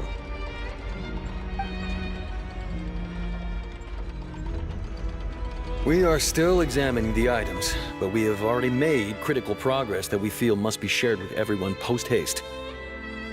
We discovered several test tubes of fluid within Cowell's baggage, each labeled separately. The notebook in his backpack claims that these fluids are water from the primordial sea. The primordial sea? The note's contents also indicate that Cowell belonged to an organization that sells illegal drugs and that he had an accomplice. The notebook has many entries concerning safe usage of these fluids, in which the keyword dissolve appears many times. One of these tubes was labeled Opera Epiclese, along with yesterday's date. It is empty. The notes also state that these dissolution properties work exclusively on people from Fontaine. It's likely that Halsey was chosen as some sort of test subject. As such, we believe that the defense's hypothesis is, in fact, supported by sufficient evidence.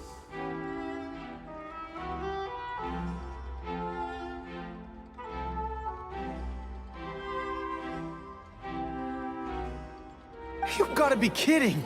People dissolving into water? Could something so ridiculous actually be true?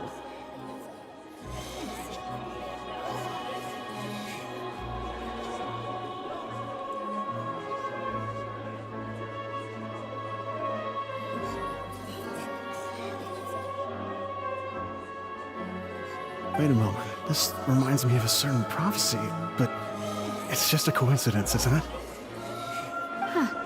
If people can become water, does that mean that the water tank's real use was as a means to hide water stains? And if Cowell was targeting that girl... Wait just a minute. Could that mean... You two, with me, quick! Demoiselle, wait! What about your partners? Let's go. Just trust me. Order! Order! It is undeniable that further examination of the deceased's personal effects has yielded some surprising results, but we cannot yet verify the veracity of these clues. Still, let us assume that these clues are indeed authentic, albeit with the understanding that Ms. Halsey has yet to be found.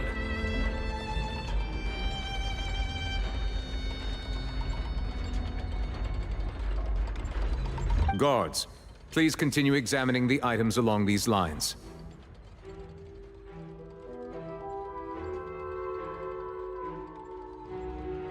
Mr. Linney, it appears your hypothesis is supported by the evidence, so please continue speaking. Of course. Thank you, Your Honor. If we uphold this hypothesis, I believe that many of this case's seemingly unrelated clues can be connected together. Right! Like the metal hook! That one didn't make sense at all. Let's think about this. Cowell's methods must have something to do with that water from the primordial sea.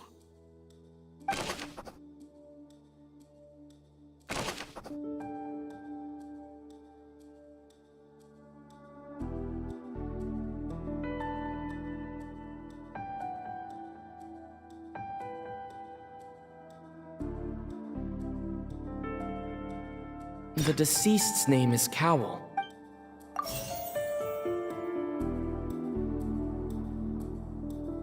The water from the primordial sea should already have been prepped. Now it seems like the hook rope was not meant for another magic trick, but was instead some form of triggering mechanism. The water from the primordial sea should already have been prepped before. Lynette was in the magic box on stage the entire time. Did she have something to do with this? I remember there was something else within the inner layer of that box.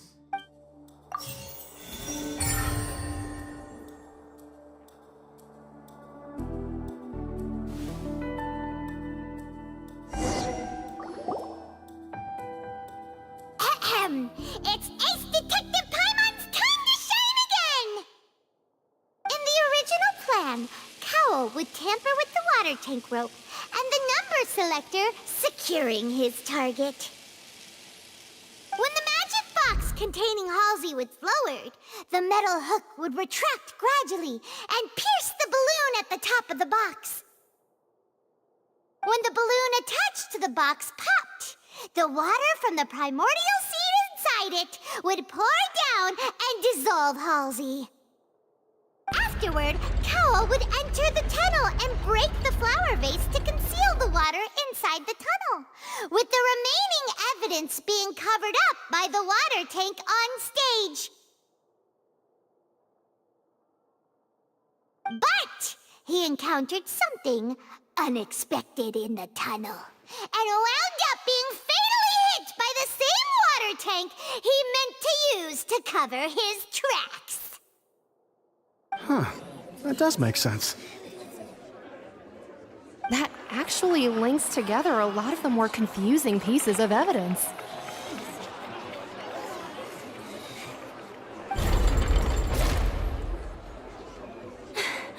Oh dear, what do I do? Even I think they sound convincing now. Have I falsely accused an innocent person? What a humiliation. Now, it seems like the only point of contention remaining is the exact circumstances that led to Cal's death. His notes mentioned he had an accomplice who could be related to the situation.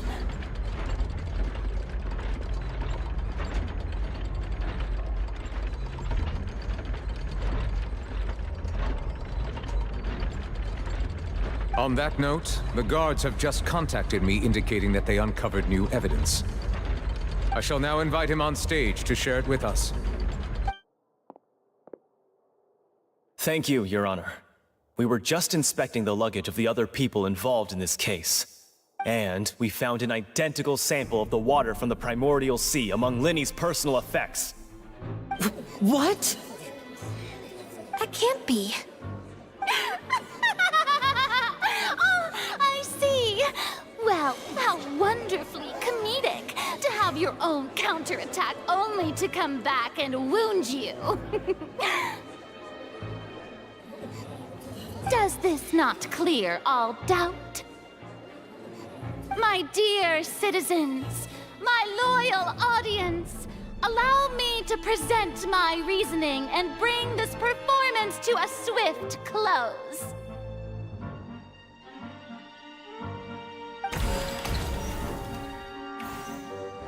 Linny did not need to take part in the dissolution of the young woman at all. Indeed, he did leave the scene via the vent. Having made modifications to the props beforehand, his accomplice Cowell then caused Halsey to vanish using the water from the primordial sea.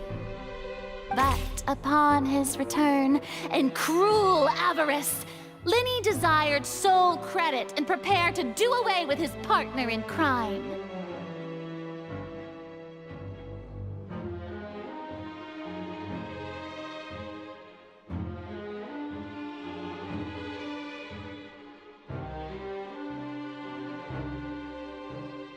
Ultimately, he knocked Cowell out, and the tool meant to cover the crime up also became a murder weapon. Now, as much as I regret having come to such a viciously straightforward conclusion, it does seem that the famed Fatui is quite the cold-blooded and ruthless organization.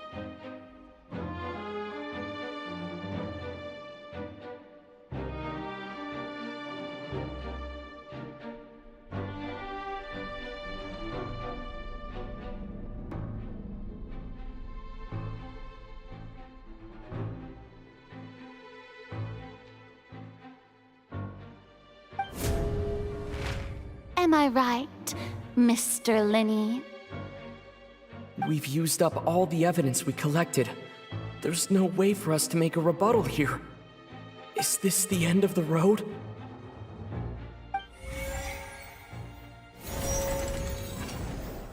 Oh no! I can't think of anything either.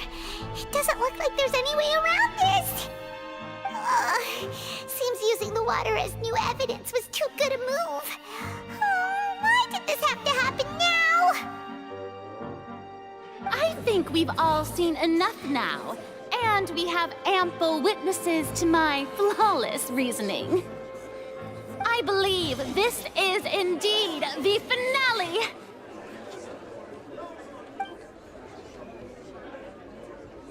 Now then, my good, noble Chief Justice, should we not, in your view, move...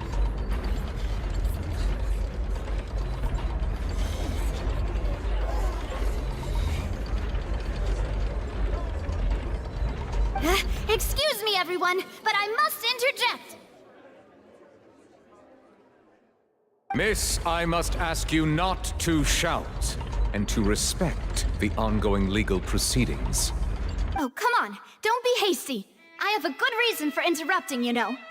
Now, would anyone here like to take a little break from all this debate and see a little magic?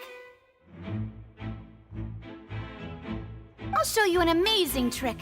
One that can bring a young woman who has disappeared back in the flesh, right before your very eyes. Please, do the honors, Mr. Linny, if you would be so kind. What in the world is she saying? No offense, miss, but miracles like that are beyond my scope as a magician. Come on now, don't be silly. Magic is all about misdirection, isn't it? It often conceals the truth while presenting a fascinating illusion. But once everyone believes the illusion, can't magic reveal the truth to them once again? And wouldn't such a trick be the most marvelous finale to today's performance? Come on, Linny and Lynette, give it another go. Don't worry. Spina di Rasula has made the necessary arrangements on your behalf. But, as the magic makers and stars of the show, I think I should leave the final performance to you. I understand.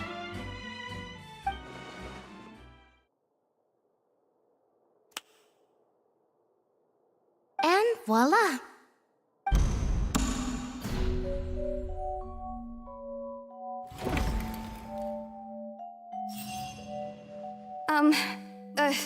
Sorry for the interruption. Wait, isn't that Halsey? So the whole thing about people dissolving wasn't true after all?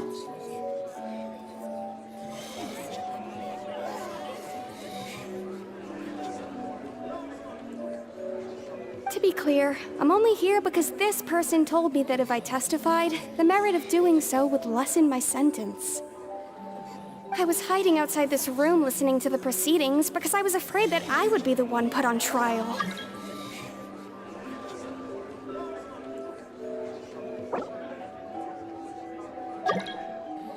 I was just feeling happy that no one had noticed me, and then before I knew it, she caught me.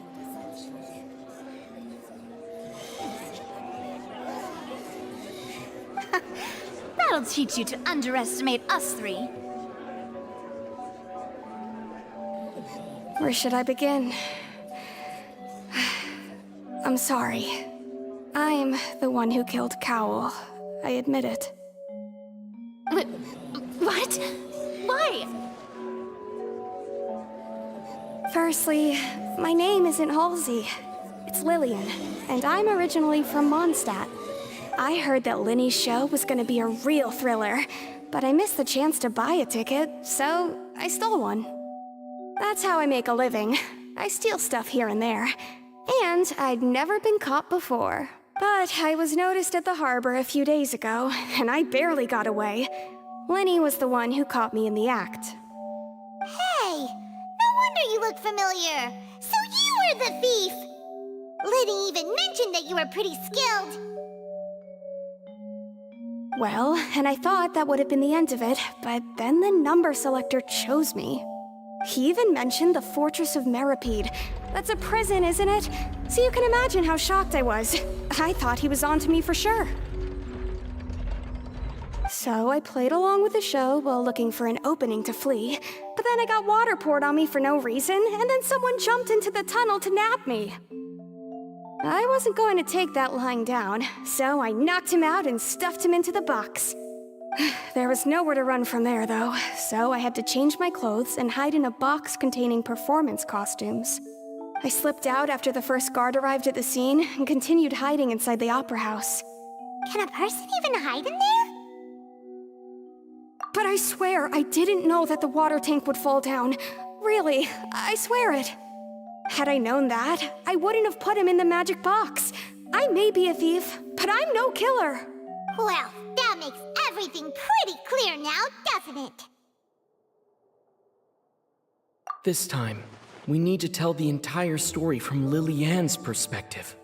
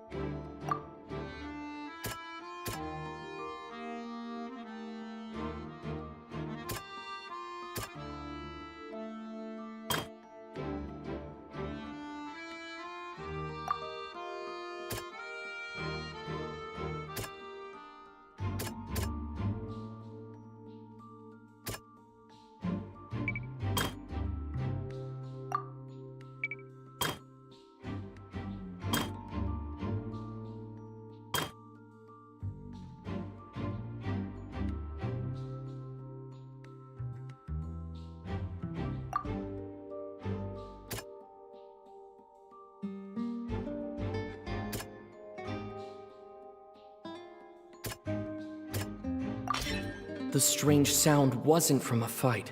It was Lily-Ann's attempt to break out when she was frightened.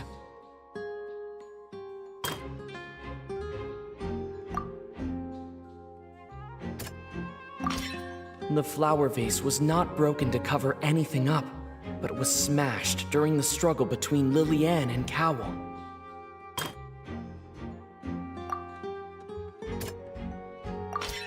Lily-Ann was afraid that she would be recognized if she left, so she changed clothes and hid, biding her time. Just what one might expect of an experienced thief. And it's Ace Detective Paimon time! Having been selected out of the blue, Lily-Ann panicked. Her Her panic only intensified after she entered the tunnel and had water poured on her head. So she kicked the door open, producing the thud we all heard.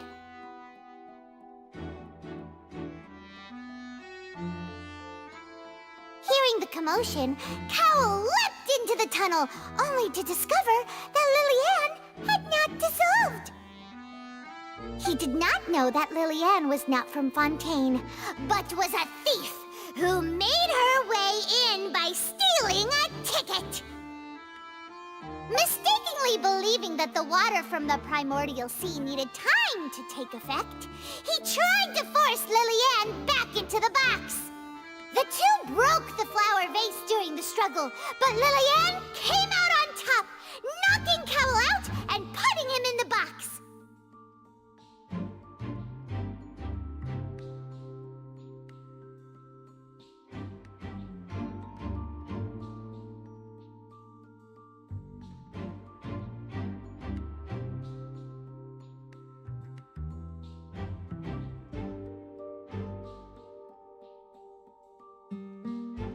With no way of escaping, she changed her clothes and hid in the costume trunk until the performance ended.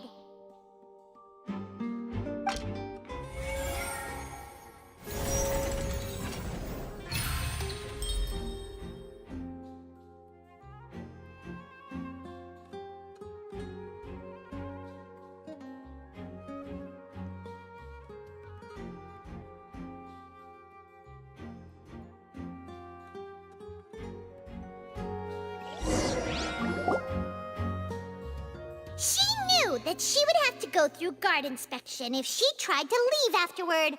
So, she has been trapped in the Opera House these last 2 days. She had already become desperately hungry by the time we were chatting over macarons. So, she swiped 2 of them right under our noses. Talk about a sneaky thief.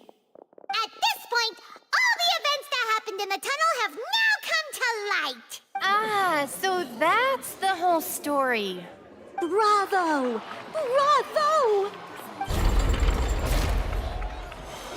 Now then, Lady Farina, do you wish to speak against the defense's statements?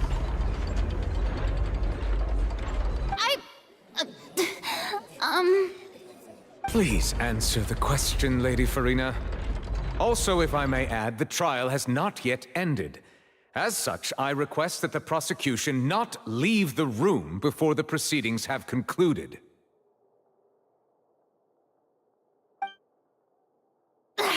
What? Are you reading my mind now? No, I have no further arguments. I admit defeat. But really, could you at least have left me with some dignity?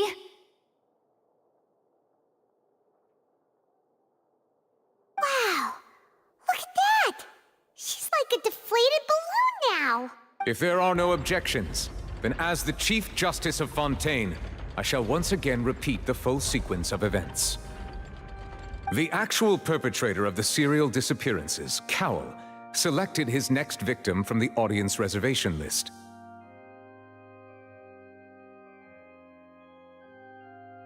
With some modifications to the selector, he could ensure that the pre-selected young woman would be chosen. To cover up any evidence while committing the deed, Cowl thought of allowing the water tank to fall, which would conceal the water left behind after the young woman was dissolved. He also tampered with the rope suspending the water tank, using the fireworks at the end of the performance to cause the tank to drop and hide the watermarks. He poured the water from the primordial sea into a balloon during the preparation of the magic box and stuck it to the box's lid. Finally, he passed the prepared hook on a rope through the gap in the magic box's door when bringing the young woman to said box. When the magic trick officially began, the box containing the woman was lowered into the tunnel, tightening the hook rope and bursting the balloon containing the water. If all had gone to plan, the young woman would be dissolved at this time. However, Lillian was not from Fontaine, and thus fled the box with a loud noise.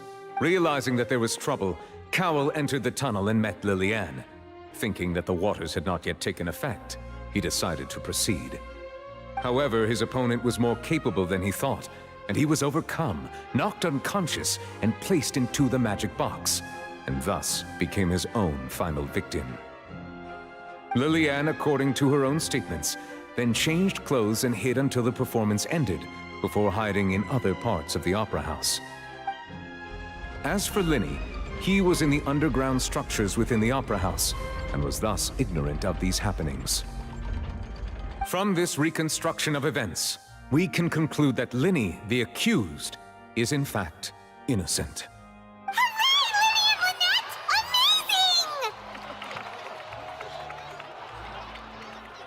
While there is much in Linny and Lillian's conduct that should still be investigated separately, this case, at least, can be handed over to the Oratrice to make the final decision.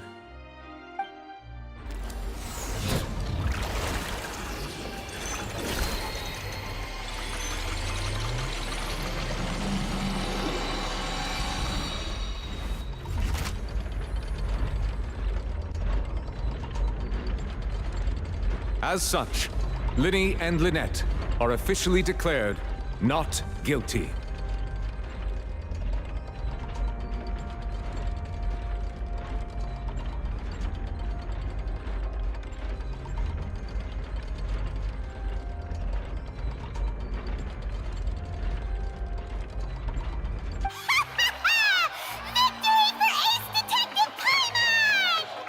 Great work, partners. Thank you all. Thank you so much. Next, I think we deserve an explanation, Guard Vaughn. How did you find the water from the primordial sea in Linny's baggage? Right! Your discovery caused me to make a serious mistake, you know. Or was that not a discovery, but false evidence that you dared to bring before this court? I suspect that the accomplice mentioned in Cowell's notes was not Linny, but you, yes? I'm sure you know what you must do to lessen your sentence. Speak quickly!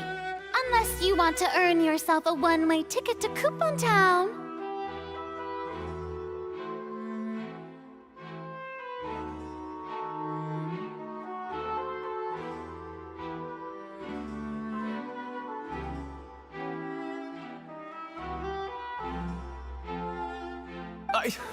I was just following orders.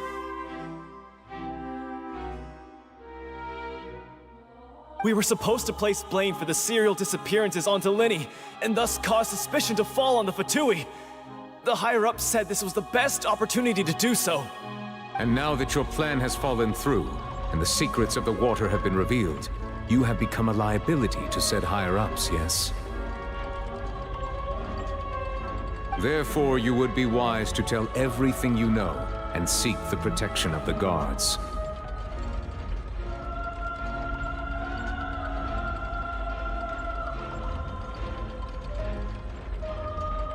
Yes, I'll tell you everything I know. Our boss discovered that the water can cause people to dissolve. It can also be made into a potion, which when extremely diluted, can cause people to experience unforgettable exhilaration.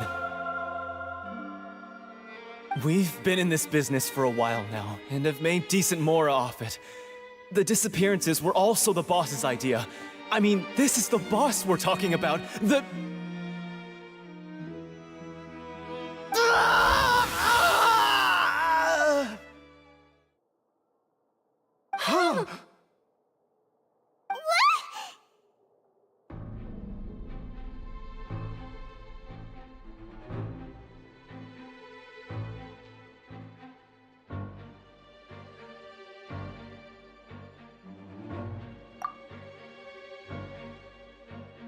And now he can no longer talk. Such ruthlessness. I shouldn't have expected any less of them. An outrageous act. All present, Please submit to inspection immediately.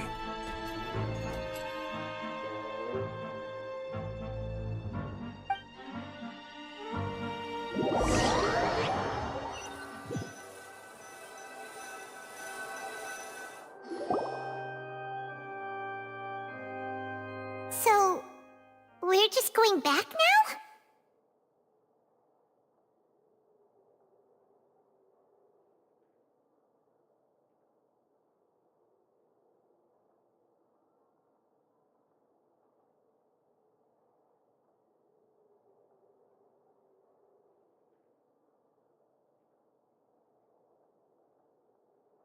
That's true, but... Traveler, Paimon! Please wait.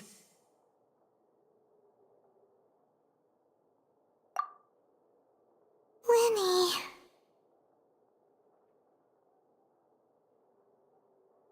I know you may not want to speak to me right now. Maybe you don't even want to look at me.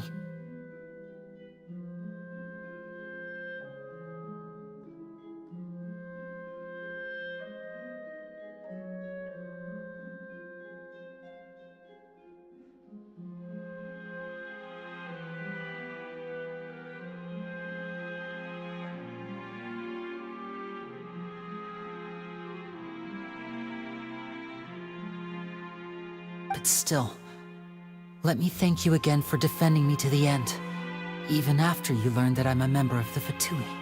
I guess. But regardless, I'd like the opportunity to set things straight.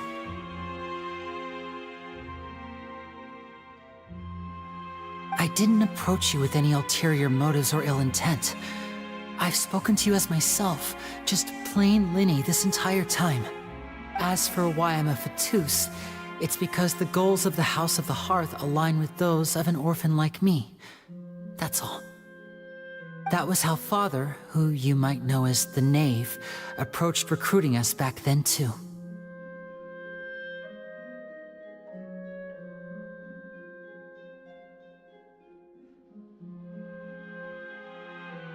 The Knave? The one who controls the House of the Hearth? She's your father? That's right. And since we're here, I was wondering, would you mind hearing a story? It's about my past.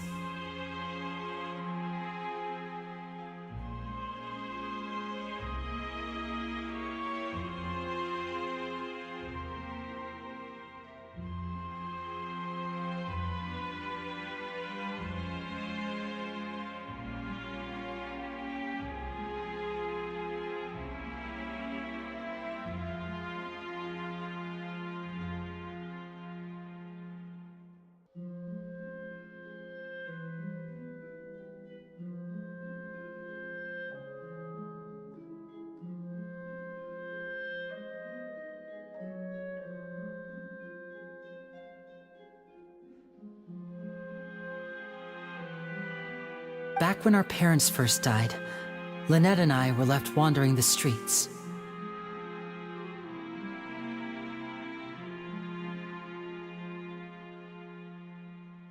To survive, I took to surreptitiously observing an older street performer who did magic. It took me several days to figure out how he pulled off his amazing tricks. I took my sister through several streets until we found a crowded corner, and we began to perform magic tricks there. To my surprise, we proved to be pretty popular, and we could at least stop worrying about where our next meal would come from for a time. But I didn't want my sister to remain a street rat together with me forever.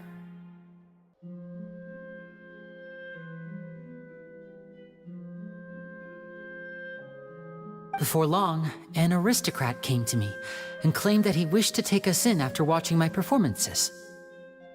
So you went from orphans to nobility just like that? That was how we felt at first, too. As if fate was on our side and we could say goodbye to those painful days. But I gradually discovered that while we were called foster children, he was really after my talent for magic tricks. He would constantly take me to all sorts of banquets to garner attention, which he would then use to expand his social circles. That doesn't seem too bad either. Better than roaming the streets at any rate. It took a while for me to realize just how dark his heart really was. After one particular performance at a banquet, I discovered that Lynette was not on the same return vehicle as me. I waited a long time after we returned home, but she did not come back. I went to that noble's bedroom and asked him about her whereabouts. The answer he gave me was, she caught the eye of the most eminent person at the banquet, so I sent her over as a gift. I mean, you'll be able to perform your magic regardless of who your assistant is, yes?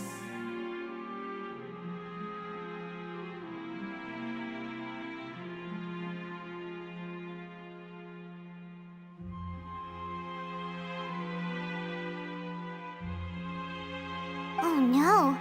So he was gonna... But wouldn't Fontaine's laws deal with such people? As far as outsiders are concerned, this is a relationship akin to adoption or foster care, and they have their ways of escaping the eye of the law.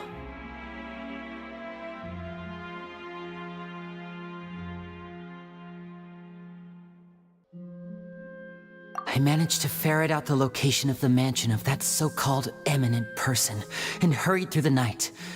But by the time I leaped over the walls, avoided the guards, and made my way in, all I saw was the moonlit ground covered in blood, and the knave standing there in the darkness.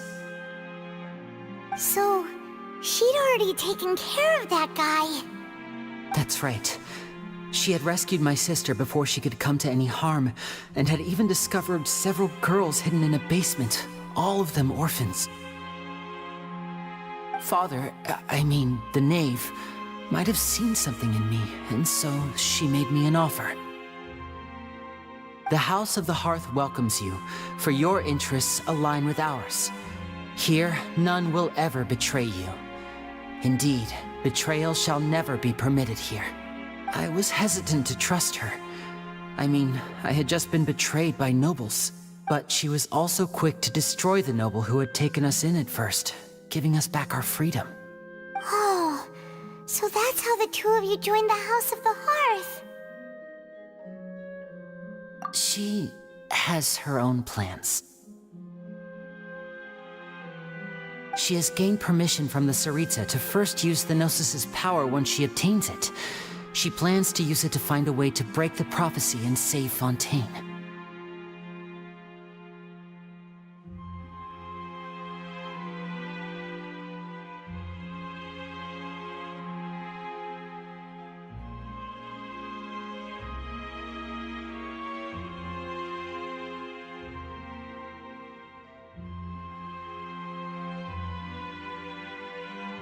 So, she believes in that prophecy too? That's right. The whole House of the Hearth is currently working to combat that crisis. Today's case has also proven that people from Fontaine can indeed dissolve into some sort of water, thus further supporting the prophecy.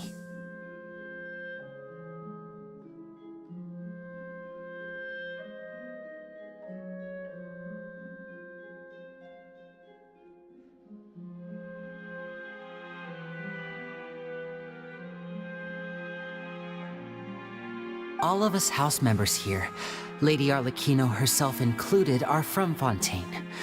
We won't give up on defending our homeland.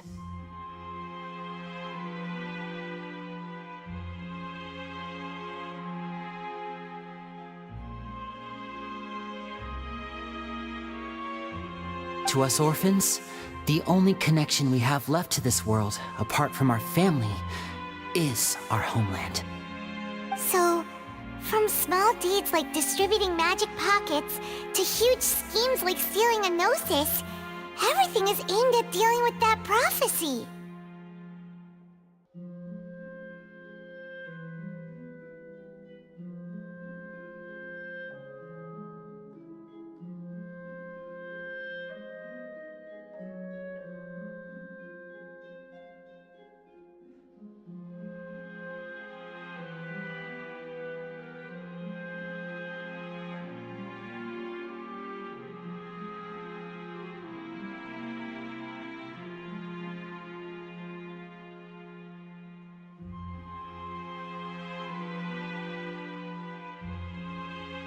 It's all right.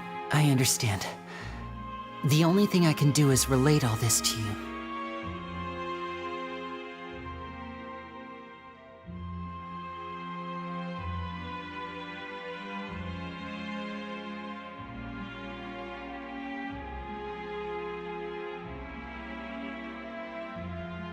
I just hope you can understand that even as a member of the House, I have never stopped making my own decisions, and that I believe what I'm doing is right. If you should need anything at all in the future, feel free to find me. I will do my best to help you, as plain Linny.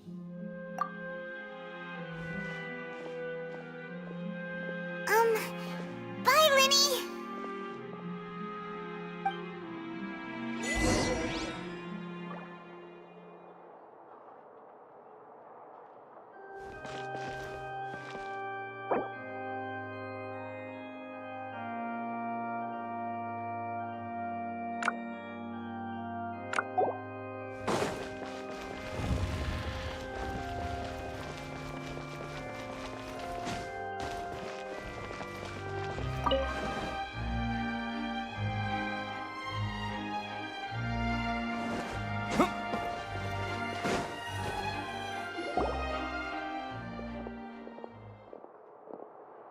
Hey there.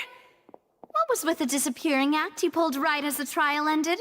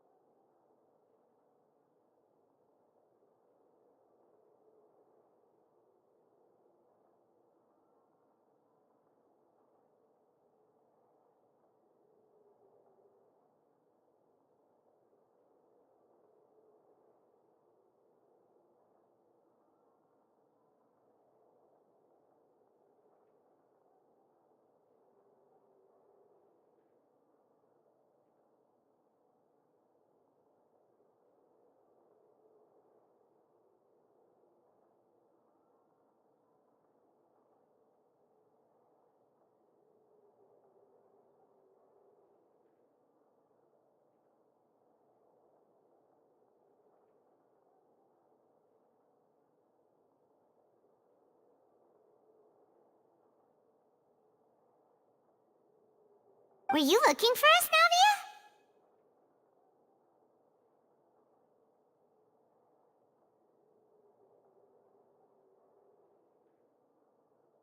Navia? Well, this whole thing isn't exactly over, is it? I do feel that we're getting closer to solving the serial disappearances case, though. Don't you think so, too?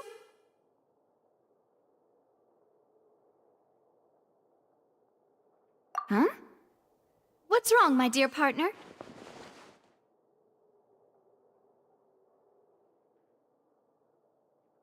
Besides, are you sure we're the ones who can crack a case that's been cold for decades now? And given that there's new evidence from the trial, there should be a trail of breadcrumbs for the Hydro Archon's people to follow now, right? Ah. I see. Well, I won't lie. I'm a little shocked to hear that from you. But I suppose you are just travelers who have only arrived in Fontaine after all.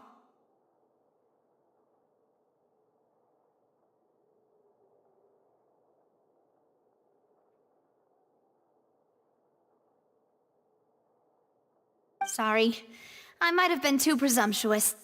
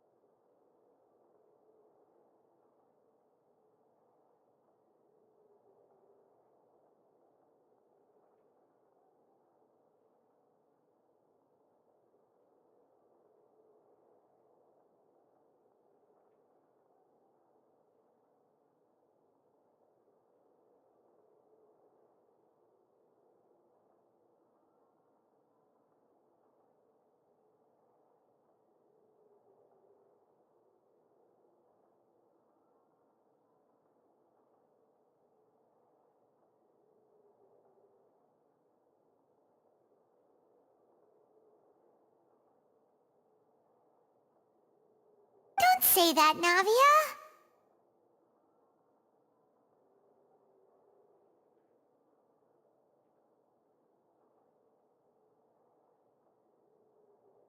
Aw, and we were having so much fun investigating with you, too. It was like having new waters flowing into a stagnant mire, causing new hope to spring forth, and the reflection in the murk to become clearer.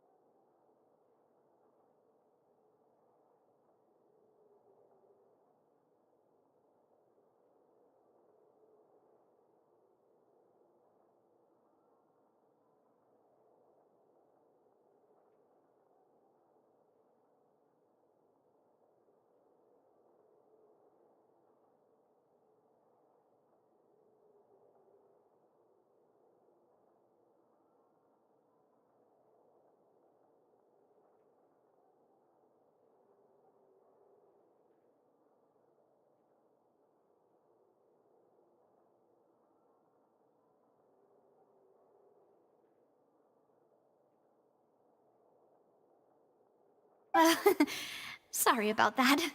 I'm a bit prone to nostalgia. Don't mind me.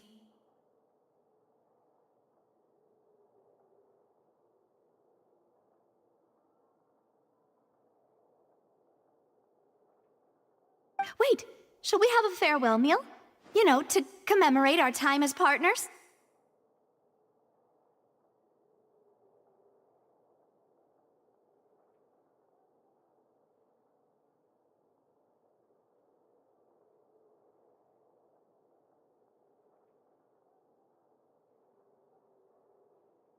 Huh? Do we really need to get that formal? Well, guess you really did treat us as partners, huh? Well, I'd just like to have a proper ending to every important memory. That way there are no regrets later.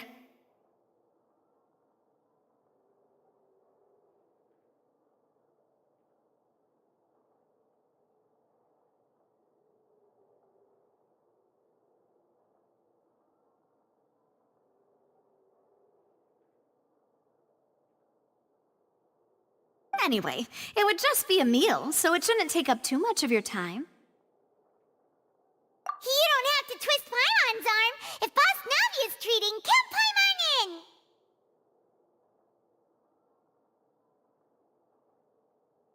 Oh, wonderful! In that case, why don't we return to the Court of Fontaine and head to the Hotel de Boer? I believe we'll make it just in time for dinner. All right then, let's have our farewell meal!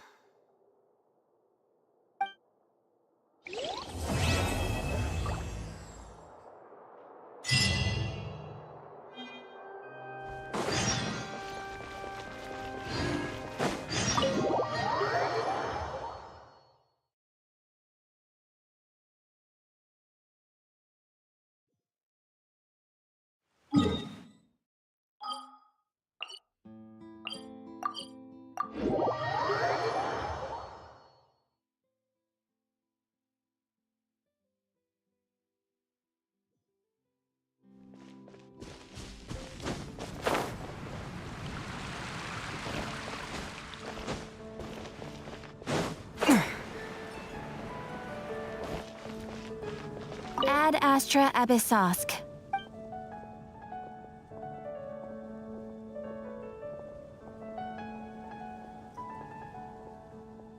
Thank you for completing today's commissions. Here is your reward.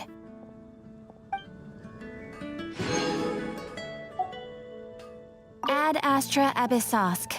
Welcome to the Adventurers Guild.